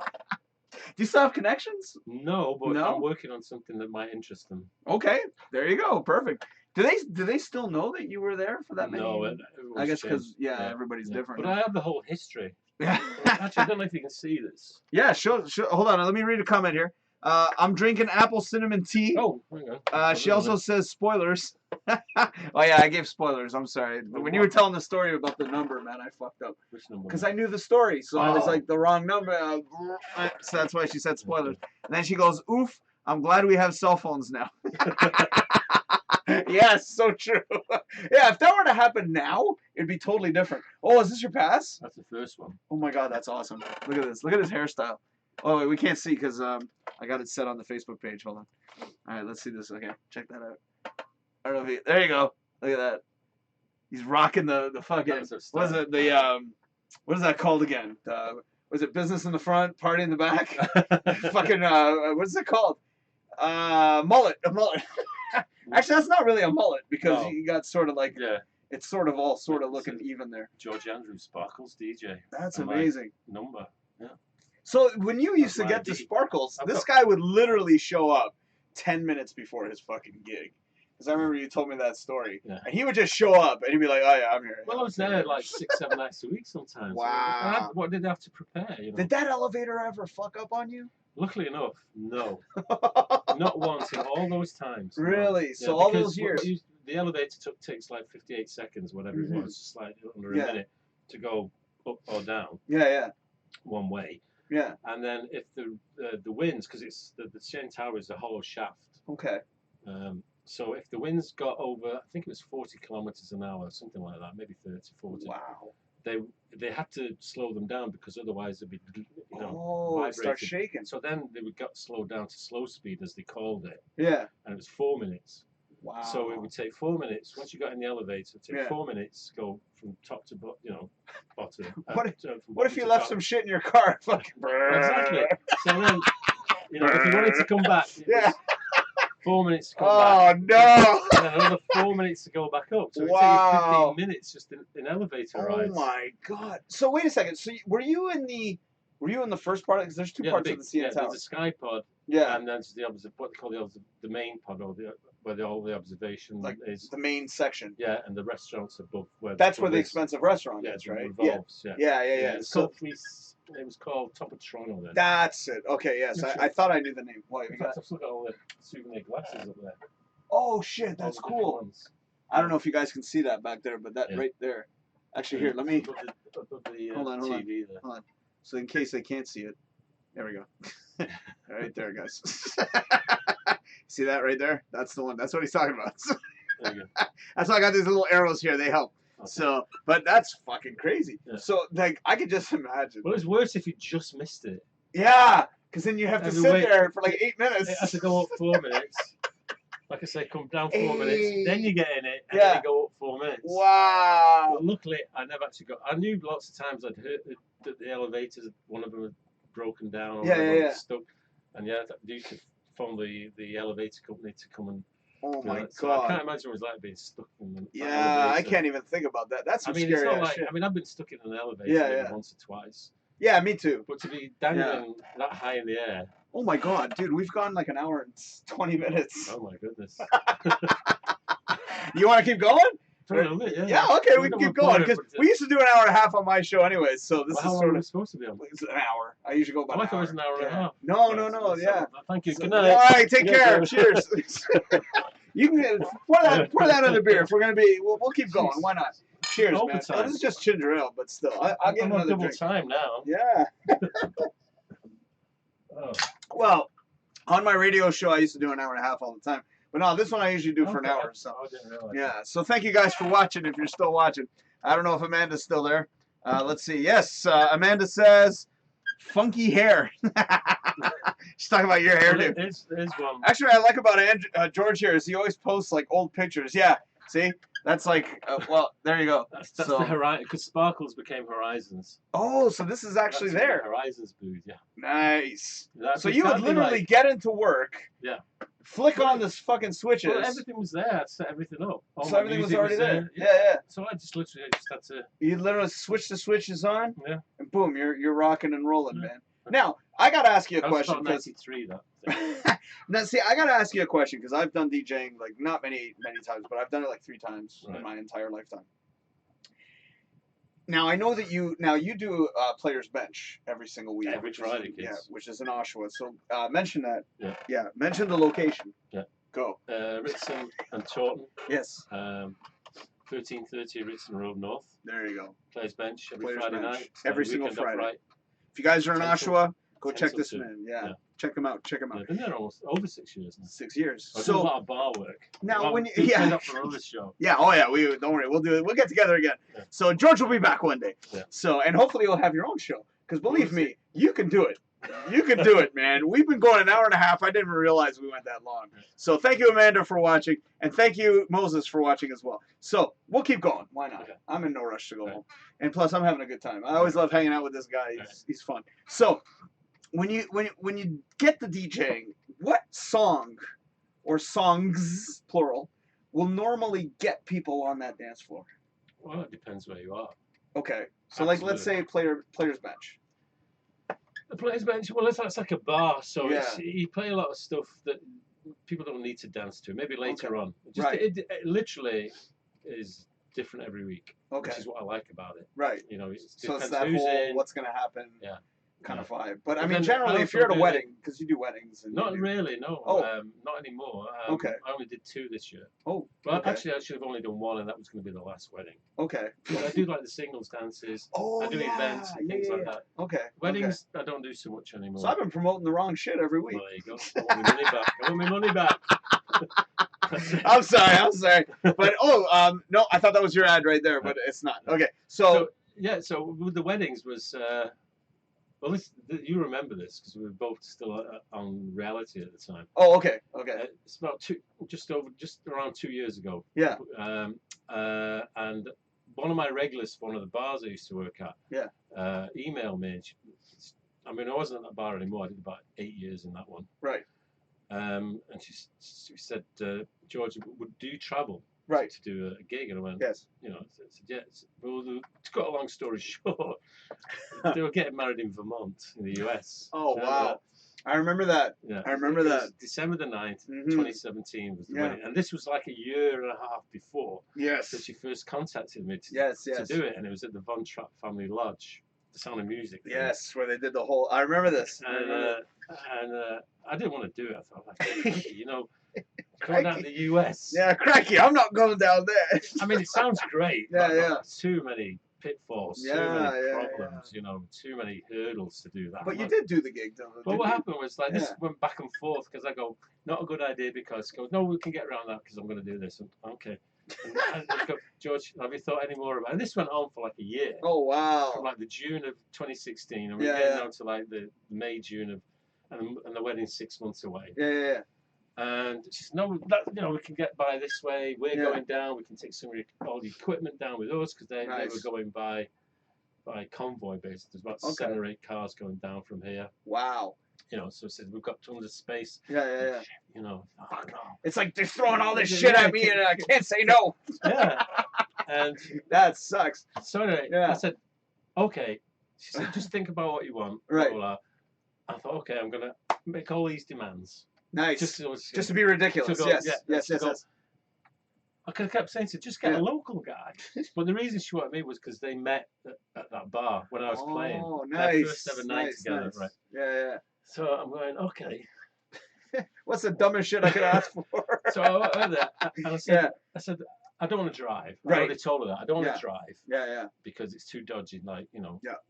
Second week of December, you That's don't know a big, especially weather-wise. I don't want to get there the day before. I want to get there like a couple of days before. Yes. Make sure everything's in place. Right. We were renting some stuff down there as well. Yeah. Or up there. I'm not sure which way it is, but anyway, from here. Down. I think it's down. South. Yeah. Well, sure. All right. So I didn't say, well, why don't we come in the office and just talk about it because she's a lawyer, right? Yeah. And okay, so I went off and I've got my folder there and I go, yeah. All right. I said, I want. These are my demands. She said, no, we'll cover the hotel bills, everything, cover your flights, all covered. I went, okay. I said, and then at the end of the day, I want this much money. Right. This X amount. That's what I just and wanted. Was it ridiculous? It wasn't ridiculous, but it was a lot. Okay. You know. I don't know. Good job. Good job. And And I sort of, you know, like you do, because I thought she's a lawyer. I mean, she's, Yeah, she's yeah, a yeah. friend too. Like, Yeah, not yeah. a friend, but Right. You know, Acquaintance. friend. Acquaintance. Yeah, yeah. And I did that, like, you know, like you know, sign that. You know? Yeah. Here you go. Let's see what you say. See. And she kind of looked at me and go, okay, done. I'm like, fuck you're off. supposed to say no. Yeah. She's a lawyer. She doesn't care. Yeah. Oh. Wow. So then I had to do it. Yeah. And that was a whole adventure in itself. Yeah. This guy's done everything. Yeah. You've done everything. But you didn't answer my question. Well, like, what are your songs that you get people... Well, listen, I'm just coming to that. Oh, you are? Oh, okay. Where you are, right? Okay. I started talking about what I do now. Right. Singles and blah, blah, blah. Yeah. So I'm curious to know what songs... So this adventure started. It was a lot of work. Right. To prepare everything, back everything up. Yeah, I didn't know what the place was. Right. Didn't know what the rooms were, because she wanted, like, the wedding, the actual wedding, the ceremony. She wanted reception. Oh, she wanted the whole package. And the dinner and dance. Yeah. Evening. Right. I mean, she hired reindeer. There was 2 reindeers there. She had this massive big fireworks show. Wow. Hardcore, man. That I had to introduce at like 9:45, you know. It was, and she had all this other stuff going on. It was fantastic. It was unbelievable. Yeah. And I remember, I thought someone's going to go horribly wrong. For about 2 weeks before, I think I was losing sleep. Yeah, it's Murphy's Law, man. Something's going to fuck up. And it went, we just covered all the bases. Yeah. And it went really well. Nice. And it was like, wow. I remember coming out of the building and going back to the hotel. Yeah. In her car, because she said, when you're down there, you can have my car, so you're not stuck. Nice. I was like driving around with Mum once I got everything done. Yeah. Which is great. Nice. I'm driving away at like 2 o'clock in the morning down the side of this mountain. Oh shit! It's just starting to snow. Yeah. And I went, fuck me. Right? You know how rare it is to get this man to swear. I'll never forget. We did that whole show, and he swore it. What was it? It was that one scene that like you had something happen to you, and it always makes you say fuck. Like there's always a scenario. I can't remember what it is right now. But this man never swears, and when he does it quietly. Public. Yeah. Okay, I'm sorry. I'm just happy you did it. Okay, go ahead. I'm sorry. I'm driving down this mountain. Fuck me. I went, fuck me. We fucking did it. Yeah. And that's awesome. I got such a satisfaction out of it. Yeah. That was fantastic. Of course. You know, yeah. We did it, and I was going home the next day. Right. And it was just brilliant. It was just like total brilliant. It was over. Yeah. And now I could really enjoy myself. Yeah, of course. That was an achievement. Yeah. That's awesome. But and then the following week, which was like the 16th of December. Okay. I remember doing a wedding just in Scarborough. Okay. And it just thought, that's it. I'm done. That's it. I don't want to do this crap anymore. anymore. I don't want to do weddings anymore. Yeah. After 1 week ago tonight. Yeah. That's it. Yeah. You go, that's it. I can't do anything. But do you do like bar mitzvahs? I've not done bar mitzvahs since when I was in England. So you just do basically the singles night. The singles, the bar. Players bench. You do like bench. that's every week. I've done. Well, the funny thing was. Yeah. About this time actually. The first Saturday in December, I was doing a gig in Oshawa, Christmas party. Right. And you might get hired next year for a Christmas party, by the way, because Shannon might need, because their DJ apparently was horrible. So I was doing this Christmas party, and last year I thought that's it. After that December of 2017, I thought I'm not doing that. No more fucking no more weddings. Yeah, that's it. I just can't do them. You know, right. Can't enjoy them. It's too much stress. Yeah. No, it wouldn't be stressful, but I just couldn't. You know, it wouldn't be enjoyable, right? Right. For me, anyway. Yeah. So, and then this is last year, 2018. I get this phone call from somebody that I know, and he said, like, this guy looking for a DJ for his wedding. Well, no. He said, it's like such and such a date. Well, that's like 3 weeks away. Right. Like, no thanks. No, I thought, well, at least I can do is call him. Yeah. So I called this guy, and I said to him, like, blah, blah, blah. And he goes, well, it's only 3 weeks away. What happened to the DJ you booked? Yeah. Thinking someone's let him down, right? Yeah. I said, no, we totally forgot. Never even thought. It was one of those where he should have done it. He thought his fiance was doing it. And he just never did it. Wow. But I thought, this guy's really laid back. To be like that, right? His fiance must be. Yeah. That's funny. So he said, like, you know, I said, okay, I'll meet you. You know, if I do it, I'll do it for this amount. And he went, okay. Nice. So can we meet? I'll give you a deposit and whatever. Nice. And I met him, and he thought, you know what? I'm going to do this guy's wedding. So I actually did it. That So was that was the one wedding I did in 2018. The exception. The exception. The one I did in 2018. So I Right. did the one, and it was a Nice. great wedding. You Nice, know, you could nice. relax and enjoy it. You know? Yeah. But again, you do more of the corporate events. But then last year, December 2018, I'm doing this party, Christmas party. Yeah. And I'm about an hour in, whatever. Yeah.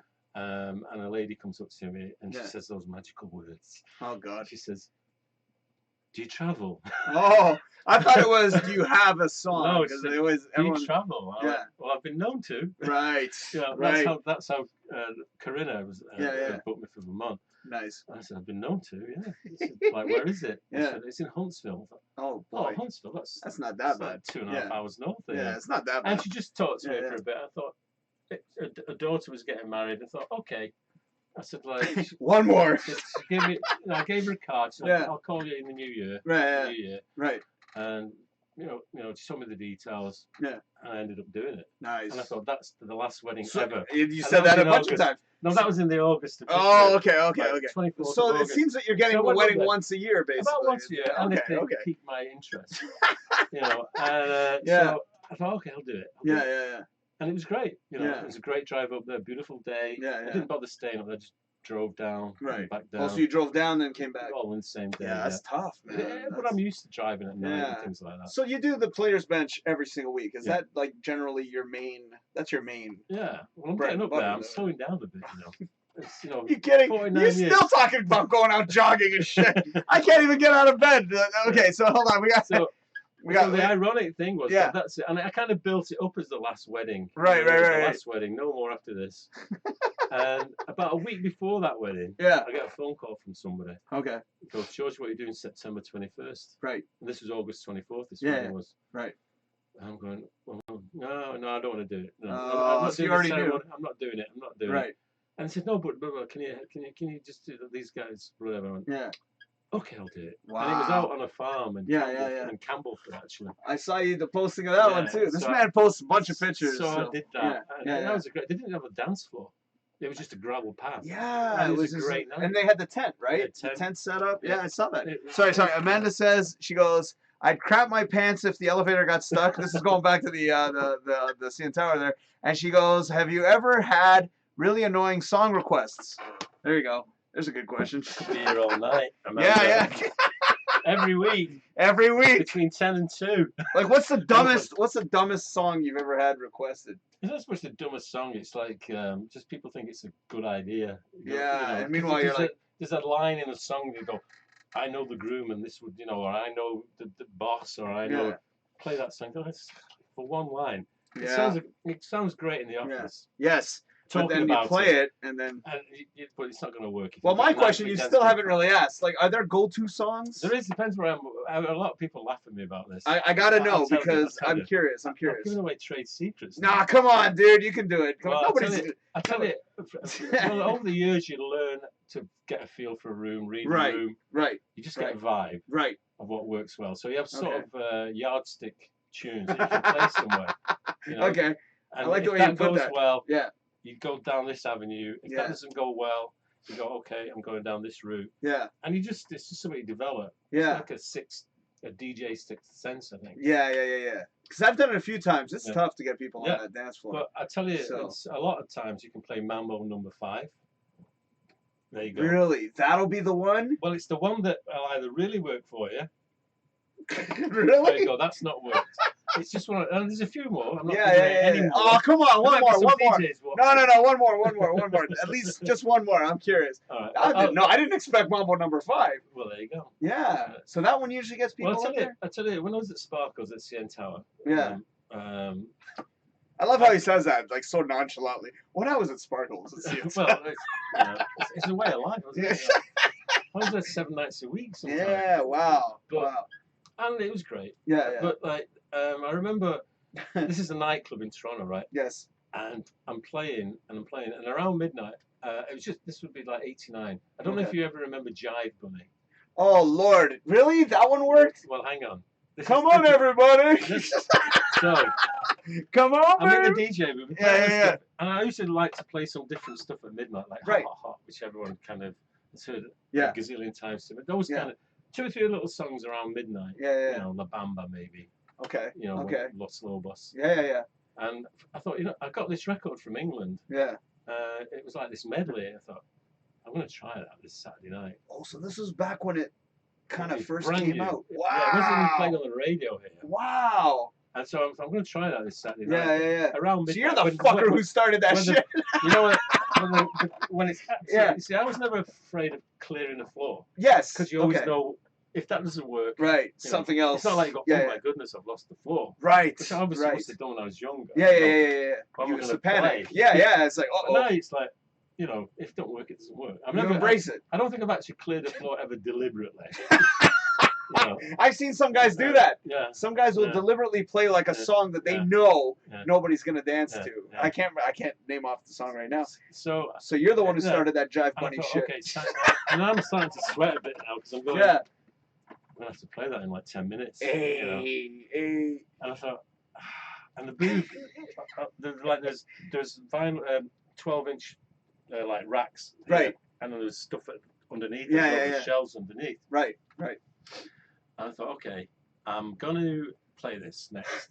Right. So I'm queuing it up. Yeah. And I just, you know, that one's coming to an end. And Yeah. All right, I hit it. And I didn't want to be stood there because in the booth you were people, you weren't far away. Right. From everybody. You were. Well, like I'm assuming it's a small. Yeah. People are all around you. Yeah. I mean, there's no hiding. Get knifed in the back, you play the wrong shit. No hiding place in that booth at Sparkles. Yeah. And I remember going, I'm going to pretend I'm looking for something. So I go, nice. And you're like, oh, here we go. So I'm like crouched down in the booth. Yeah. When I come up, hopefully. When I come up, yeah. It's either going to be like people just looking at you. Right. Stony face. Yep. Like, what the fuck are you? Just keep going. Right. So I remember like going. Yeah. And everyone kept going. Went. And that was it. And that was like a point where, again, it was like a milestone because you can have fun. Yeah. As long as you got back up. Yes. Just don't be afraid of playing anything. You know? Yeah. That's hilarious. So I'm sure, like, you can still play it today. Like I mean, play the singles. But I mean, after all these years, and I'm curious. Do you still get that satisfaction when you get a full dance crowd? Like, you know, get a rush. Yeah, it's like you get that feeling, like almost like I did that.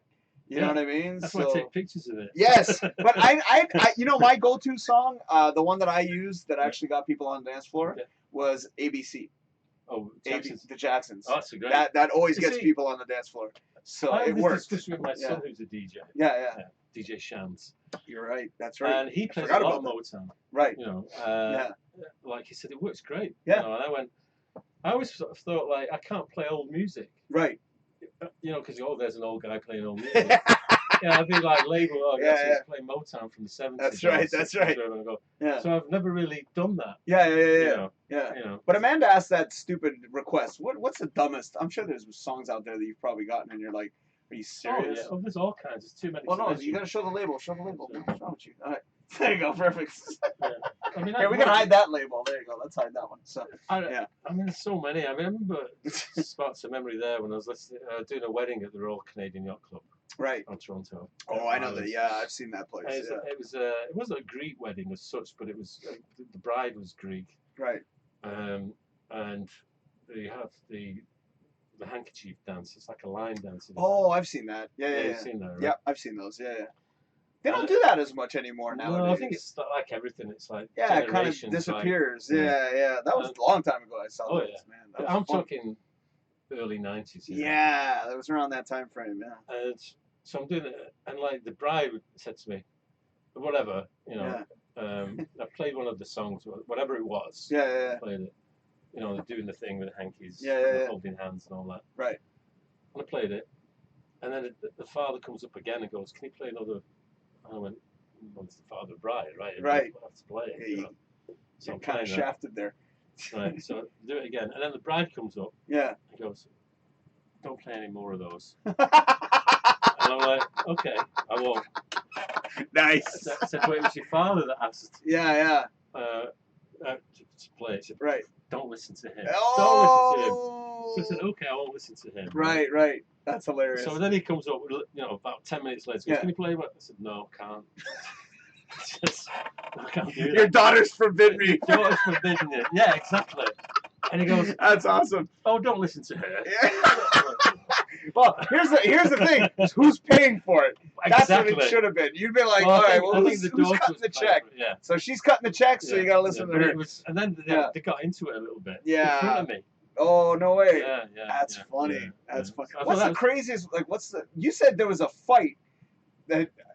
We gotta end the show eventually. But you said there was Everyone's a fight. asleep. Everyone's There was a gone to bed. fight at your van.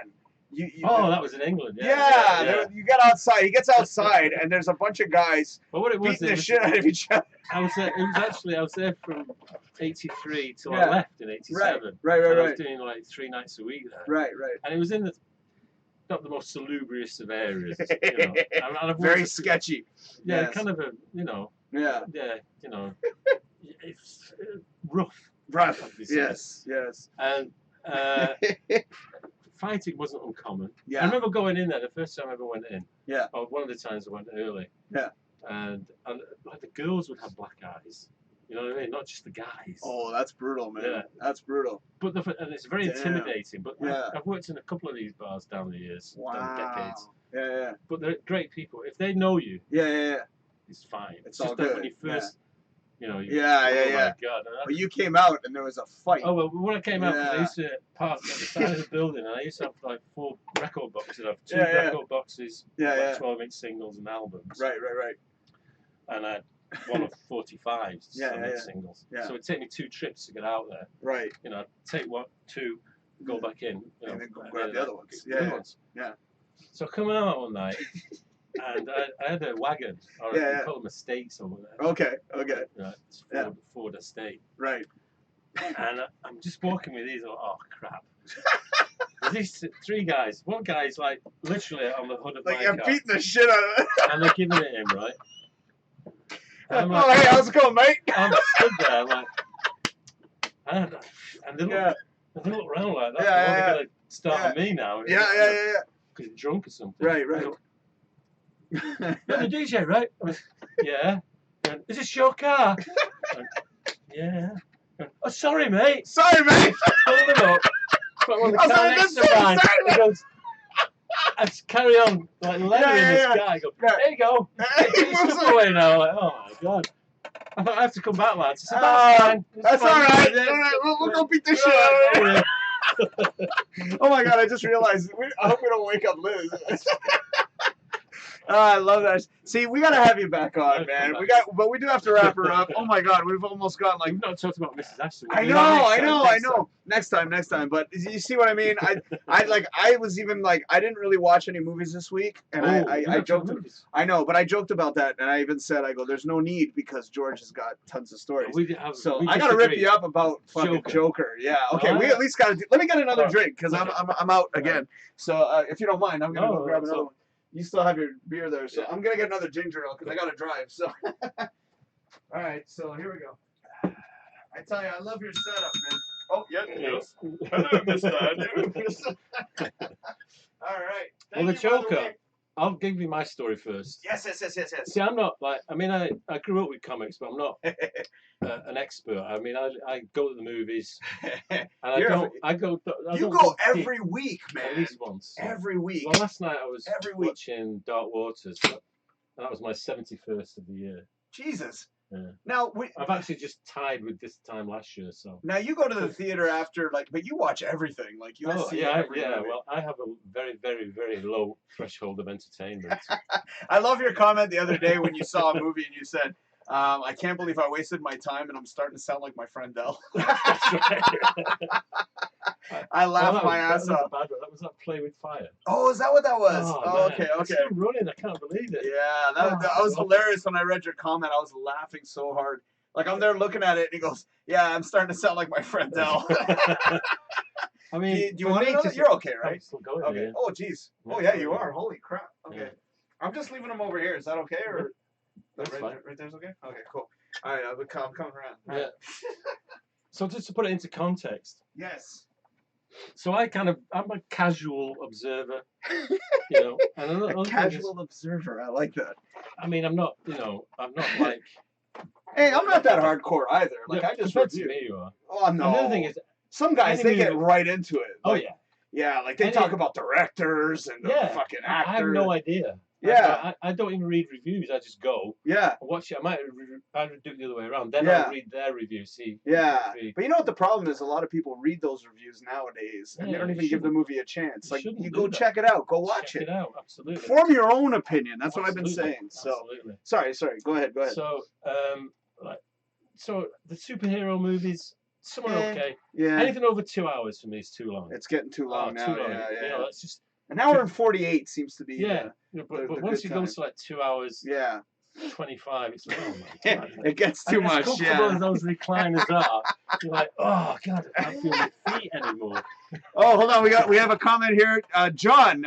Actually, I have to say his full name because he deserves his full name to be said. Okay. Mr. John Camille Farrar. Ooh. He's a great performer, actually. Yeah. You should really. He's amazing. And he says, "Yakkin." Oh, yakkin, yeah, drinking and yakkin.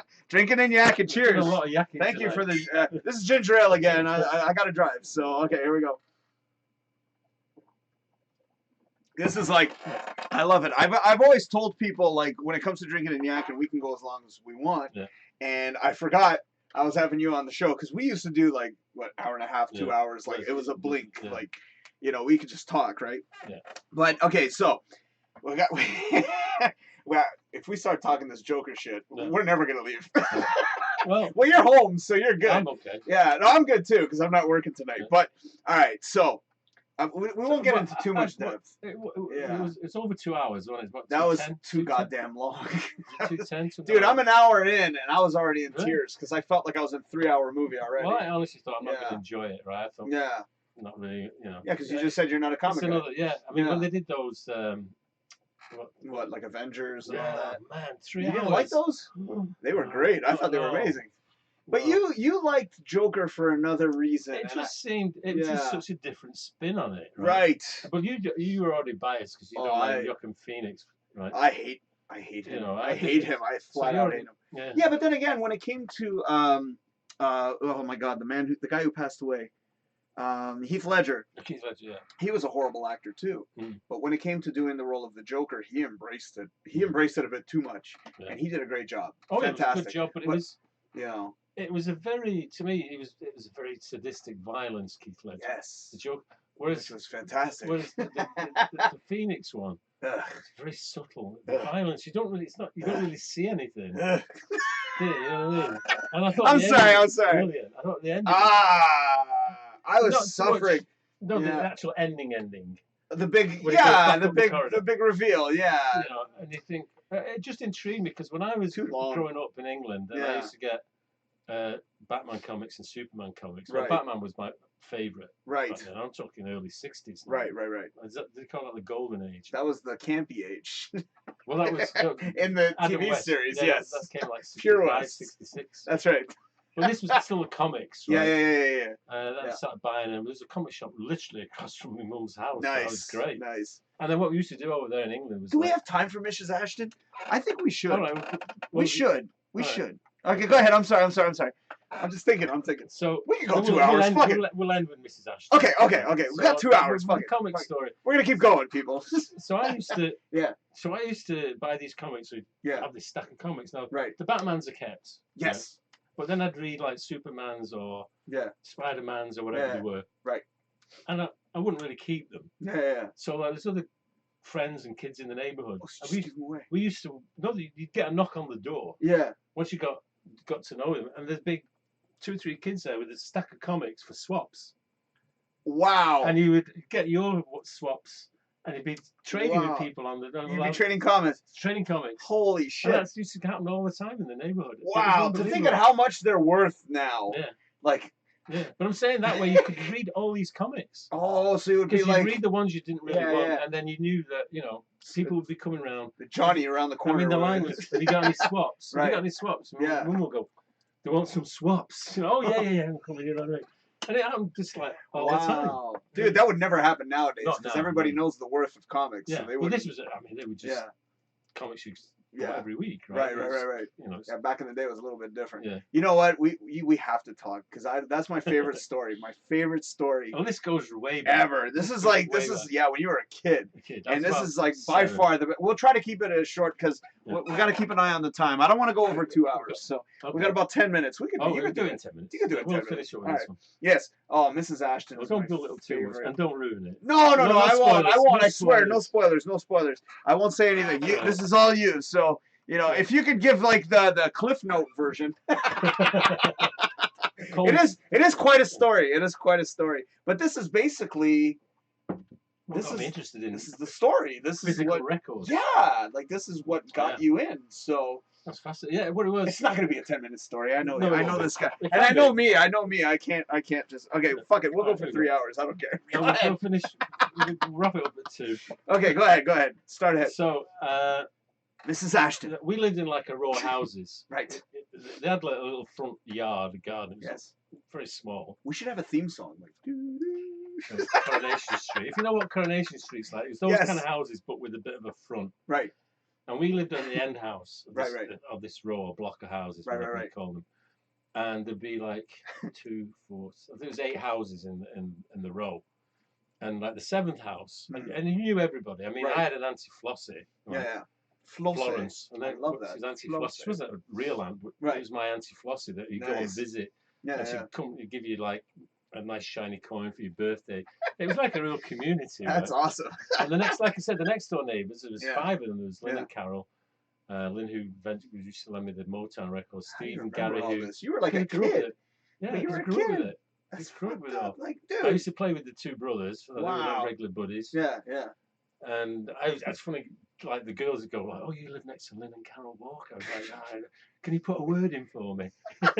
You know, nice. You've known them a long time, right? Yeah. But anyway, that's awesome. Anyway, and then there was like Auntie Peggy at the far end. Yeah. But the last house but one, there was this lady lived there on her own. Yes.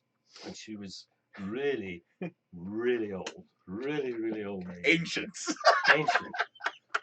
Was she like 80 or something like that? Like I can't remember. It's a long time. Well, if her husband had been killed in the First World War, so she lived on her own. Yes. She just lived on her own in this big house. Right. You know, well, not a huge house, but from this little lady. She was like this little lady. And what used to happen, because we were like a friendly neighborhood. Yes. She'd get people to send people to visit her. Yep. You know, so on a Sunday afternoon, so a bit of company for an hour or 2. I'm sorry if I'm laughing. I know the story, so that's why I'm like, this is awesome. All right. So my mother used to send my elder sister to go and have a cup of tea. Yes. And keep Mrs. Ashton company. Keep her company. Yes. For like an hour on a Sunday. And I can't remember if I don't think she particularly enjoyed it. But and she was 6 years older than me. Right. You know, my big sister. Yeah. So. And then one day, I mean, she couldn't make it, I think, and she said, I'd been there once or twice, maybe with my big sister, and then one day, well, I didn't go every week at that point, right, like my sister did, and one day, my sister was ill, so like my mum said, like I'm not good, you know, I said, I won't be seeing Mrs. Ashton today, right, so because she used to frighten me. I didn't want to say it. I was waiting. I was like, come on, say it, George. Say it. I mean, she was scared the shit out of him. I thought she was about 150 years old. You know, I'm like 7. Yeah. I'm 7. Yeah. Young lad. And she had like, she had like the tufts. Oh, she was like the witch's hat. Yeah. Had the nose. Yeah. She probably had that wart, like that little wart. Yes. And she had like 6 hairs coming out of it. Like. Yeah. She was like terrifying. She was a 7-year-old. Like. So, Wicked Witch of the West, eh? Absolutely. So I love this. I love this story. All right. And my mum goes, so you can't let Mrs. Ashton down. You mean I have to go on my own? And she just reminded me of like, you know, the witch out of Hansel and Gretel. Yeah. Just gonna put you in the oven. She's gonna put me in the oven. I'm like, oh no! And my mum goes, you have to go. They've never seen me again. That's right. I love you, Mom. She's been making me out of into a pork pie. Right. Exactly. A pork pie. Oh my God! Oh, by the way, Amanda asked earlier what do we miss from England.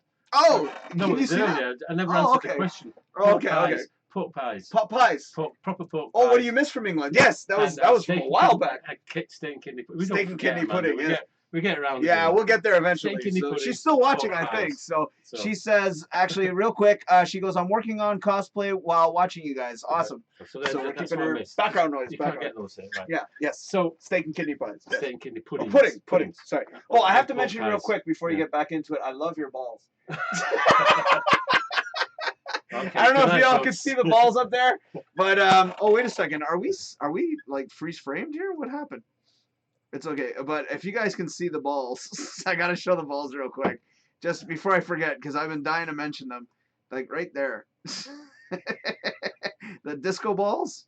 It's been the shot the whole time. I love those disco balls. Okay, they're like not really round. They're like egg shaped. Items. Yeah, they're egg shaped. Well, disco I got balls. those at Easter a couple of years ago. Really? Those are fucking cool. I think they're called icicles or something. That's okay. Back to Mrs. Ashton. Okay, I'm sorry. Ashton. Yes, right, yes. So I think we're stuck though. Are we okay? Can you see us okay? Because it looks like we're freeze framed over here.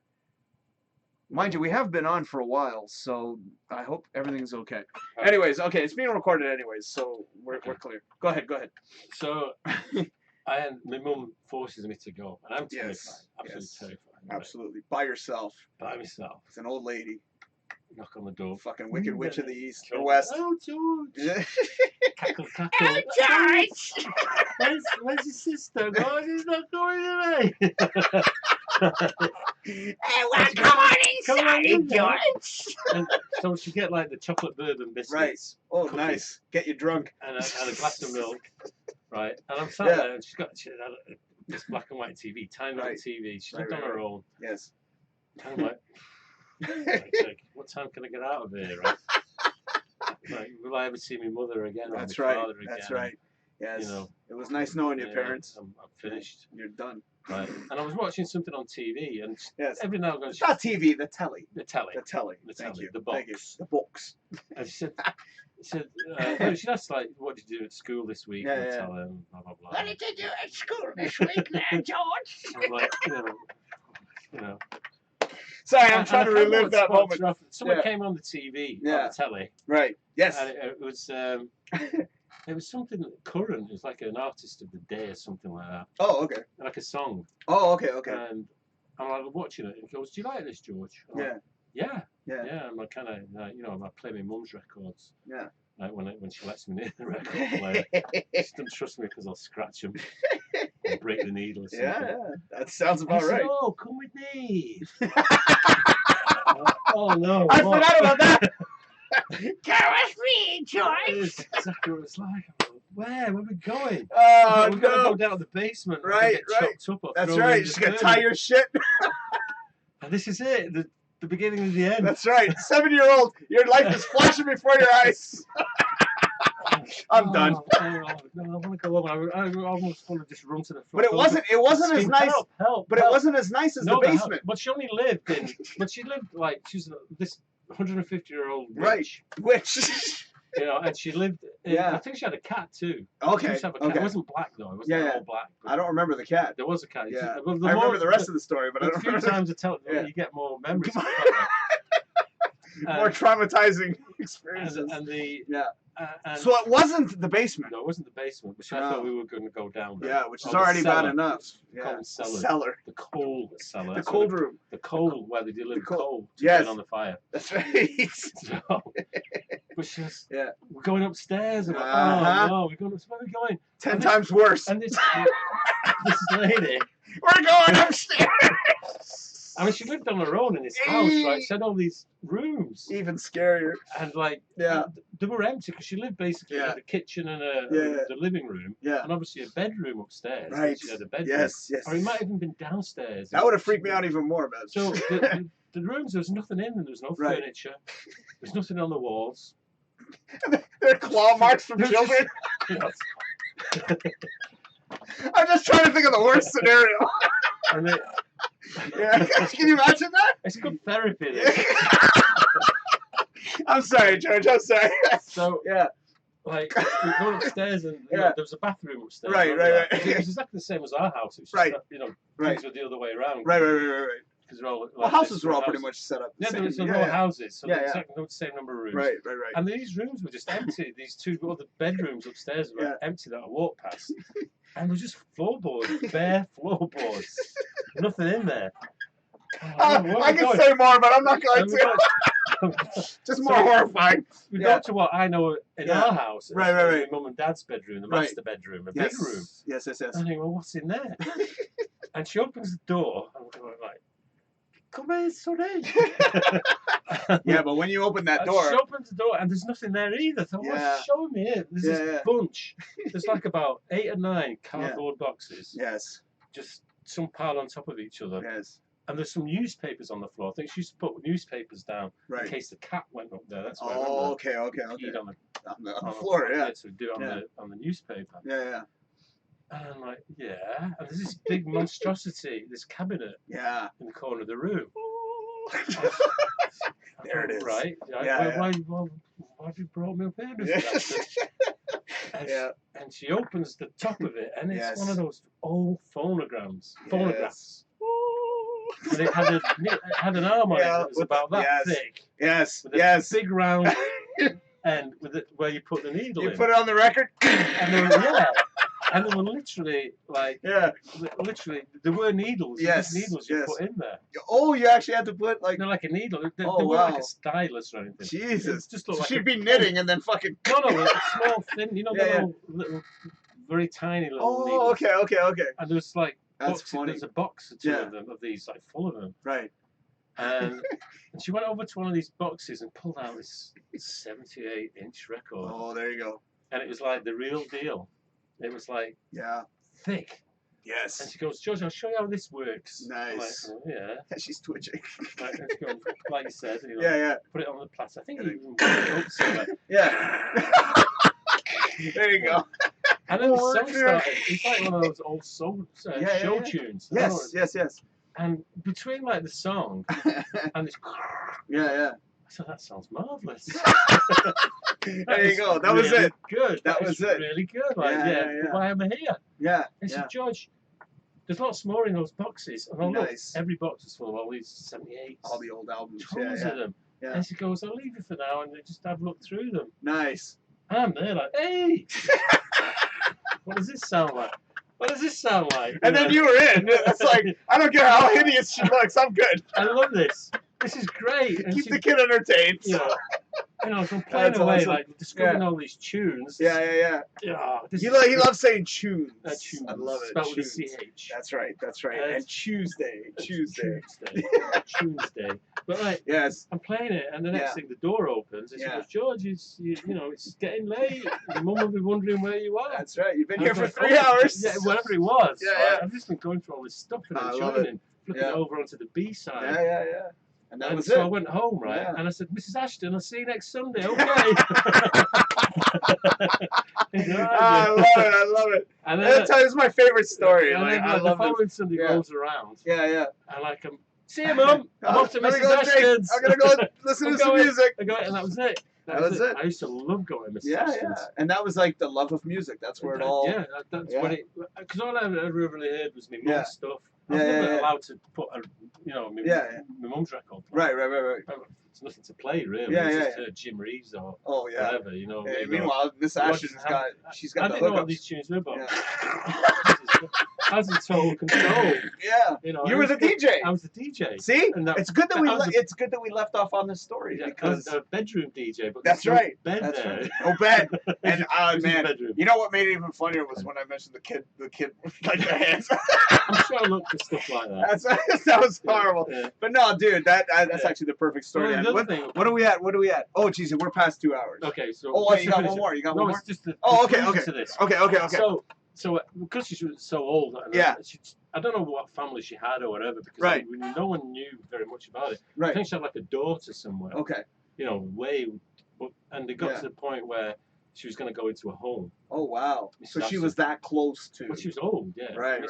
She lived on her own, and and I remember I was so heartbroken when she said she's either going to live with the daughter, or go home. Oh yeah, because she couldn't do the DJ thing anymore. Well, she was old, right? Wow. And she said to me, "Is there anything you want?" Nice.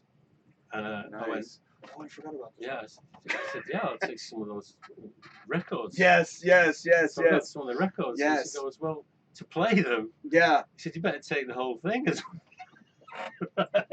So you're like, I remember this. I forgot, but now that I was like, yeah, that's right. And I'm going, Yeah. okay, I'll ask my mum. Because it was massive. Right? Yeah, it was like a big old fashioned. Yeah. Yeah. I wish I could get a remember- picture of that. I remember, 'cause, I don't know if she came around to look at it, Right. or she knew whatever it was. She said, Yes. no bloody way you're bringing that. Where are you going to put it in this house? We're gonna stash that thing. It was huge. So that was it. So That's was awesome. one of the last times I saw That's- Mrs. Ashton. But I still actually George, I had some of those 78s. Yeah. Many years. I love that story. That's my Yeah. favorite story. Yeah. Just because we play off of the whole old Yeah. woman thing. But we got to wrap it up. Okay. We got to wrap it up. Yeah. We've gone like 2 hours. Oh, Amanda says, dirty mind. And then she also says, yep, you guys are good. We do have to wrap it up. And I am going to quickly mention a couple of things before we go. Let me just throw up my promotion right there. So there's my head in the way. Doesn't matter. But you can contact us at all this information. I think it's right above me. There it is. So there you go. I know. That's why I put the arrow thingy in there, because it helps. So so I'll keep that. I'll actually get rid of that right now. Nope. But I do I'll stop that right now. And I want to mention, of course, the man, the legend, George. Is there anything you'd like to promote while I put up your lovely banner? Well, plays bench every Friday. That'll do. There you go. That's Number. You got contact Yeah, information get, there. Yeah. You know, You got everything If on you've got an interesting wedding coming up, give me a call. Or a function. A function. Sometime. If it's a wedding, it's got to be interesting. That's right. Something intriguing. 416-712-7915. Say that Otherwise- again. Say that again. 416 There you go. 712 7915. There you go. Or anything.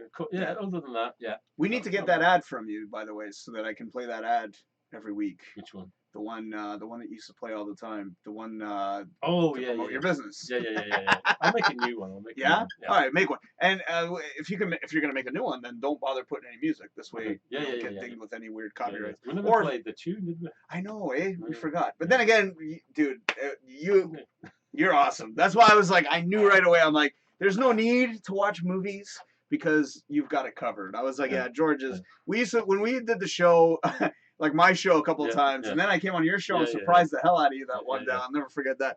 But we've done shows together, and every time we do it, it's just magical. Yeah. So every time I have a great time with Mr. George Andrew. Thank you so much for being a sponsor on the show. I appreciate that. And yeah, so there you go. I actually have to quickly mention, very, very important, and I'm actually going to be getting a package from her very soon. My31.com/ her rep number is right there. That is our representative for My31. She's going to be sending me a big package with all kinds of drinking. No, that's not the stuff. It's something else. But I'm leading up to that. So she's got a bunch of stuff that she's sending me. I think a thermal bag. I don't know what else. She says she's got a surprise in there. I'll be doing an unboxing video for that. And I have to mention, of course, the biggest sponsor of them all, and that is, of course, Bottle Decor.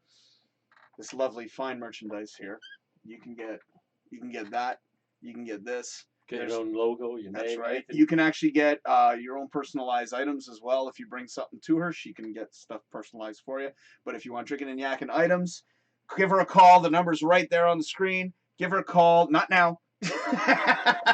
But take that number down. Give her a phone call. You pointing the... I thought you were pointing at my crotch for a second there.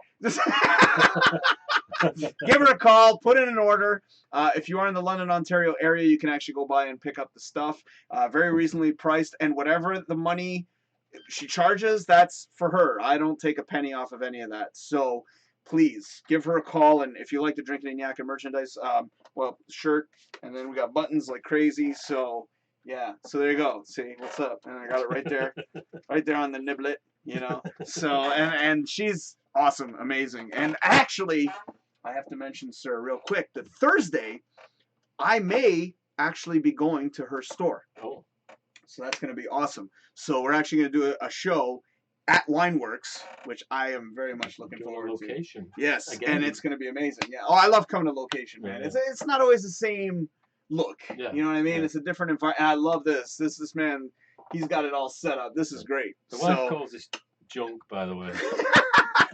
But it's not the man cave. It's not a man cave. No, it's the Atomic Ballroom Mark V. Mark V. That's right. There's been 4 others. That's right. Yeah. And wherever I've been. Yes. The first one was in 1979. Oh man. Yeah. And then you just kept getting certain places have lived. Yeah. But I hope this man in the new year will. We've been talking about it. Yeah. So hopefully, if he does a show for Drinkin Yakkin, that'd be amazing. I would love to have you doing your own show. Trust me, this guy can go on, and he's great. He's great. So so that's Wineworks there. And well, the other ones were always rolling throughout the show, so I pretty much already gave them their spot. Of course, George here. And George, is anybody we want to say hi to? I'd just like to say anyone that's still actually awake. Still watching. Have a great Christmas. Yes. Merry Christmas. That's right. Merry Christmas. That's right. And happy and healthy 2020. Yes. What's the logo? Well, you always have a logo every year. I'm working on. We hope that 2020 you'll have a clear vision. That's not no. No, it's all right. I said we're working on it. You're working on it, okay? All right. Because hope you get plenty in 2020. There you go. I like that better. That's more George. So, but thank you, sir, so much for being on the show. You know, it's not a sir. You're like, we've known each other for so many years. Yeah. You're a good friend, and I love working with this man. And I hope that you can come back What's your name again? Yeah, John. Oh yeah, John. Yeah. Where do you know he's from? I don't know, eh? But I'd love to have you back on the show because you know, look at that. We went 2 hours without even rid of all the viewers. Oh, don't you worry about the viewers. They'll watch tomorrow. Okay. You know, they'll watch when they get a chance. Your numbers have like dropped. No, are you kidding? I think once they find out you're here, all the women will be like, "Oh yes, I want to listen to Mr. Andrew. Yeah, he's fabulous." But you were mentioning Christmas. I am going to be having a Christmas show, December 25th, and I actually came up with an idea. I have an idea. On Christmas Day? Christmas Day. This is Wednesday because Christmas Eve I'm going to be busy with family stuff. The 25th. That's right. That's right. I know. So Wednesday at 9 p.m. I'm going to have a Christmas show, and I'm calling it "You Will Be Visited by Three Spirits." Ooh. And like drinks. Vodka. Right? Yes. But I have Daniels. Yes, and I'm actually doing a vote right now to who's going to host the show. But I'm actually going to have 3 people coming on the show. Are you doing it live? Yeah. On Christmas Day? Christmas Day. Oh yeah. It's going to be like the Scrooge. Oh, you know what I mean? Like 3 the guests from the past, guests from the present, and guests from the future. Right. So I got 3 of my personalities coming on the show. Right. It's going to be I think it's going to be fun. What do you think? Yeah. Yeah. Okay. So it's going to be good. Yes, absolutely. Yes. So one more time, I want to thank Mr. George Andrew. All good things must come to an end, but my ass will be back next week. Mine won't. That's right. But I'd love to have you come back. Yeah. Hopefully in the new year. Okay. We'll be able to get together again. Yeah. And thank you so much for the beer too. So, cheers. And ladies and gentlemen, That's the bug, yes, my name is Dal and this is George, and you've been watching Drinkin. And what did I say? I don't know. Oh, Yakkin. There you go. All right, let me get back to the control screen. We're going to end this thing here. I know it's going to be a little tricky to do this, but I've done it before in the past. So, ladies and gentlemen, thank you so much for watching again. Are there any more comments? No, we're good. Okay, take care, and we will see you next week. Or actually, Thursday. Yeah. So, no, Christmas Christmas Day is Wednesday. Isn't it? No, but I'm doing a show on Thursday. Oh, okay. Yeah, because I'm going to go to I'm going to Wineworks. Yeah. So, all right. So, grab your drink, George. And I know this is a tricky position for me, but all right, guys. Cheers. Cheers. Have a great night. And whatever you do, wherever you go, whoever you're with, whoever's watching, always, always, always, always, always, always, always, always, always, stay dancing, my friends. Yeah.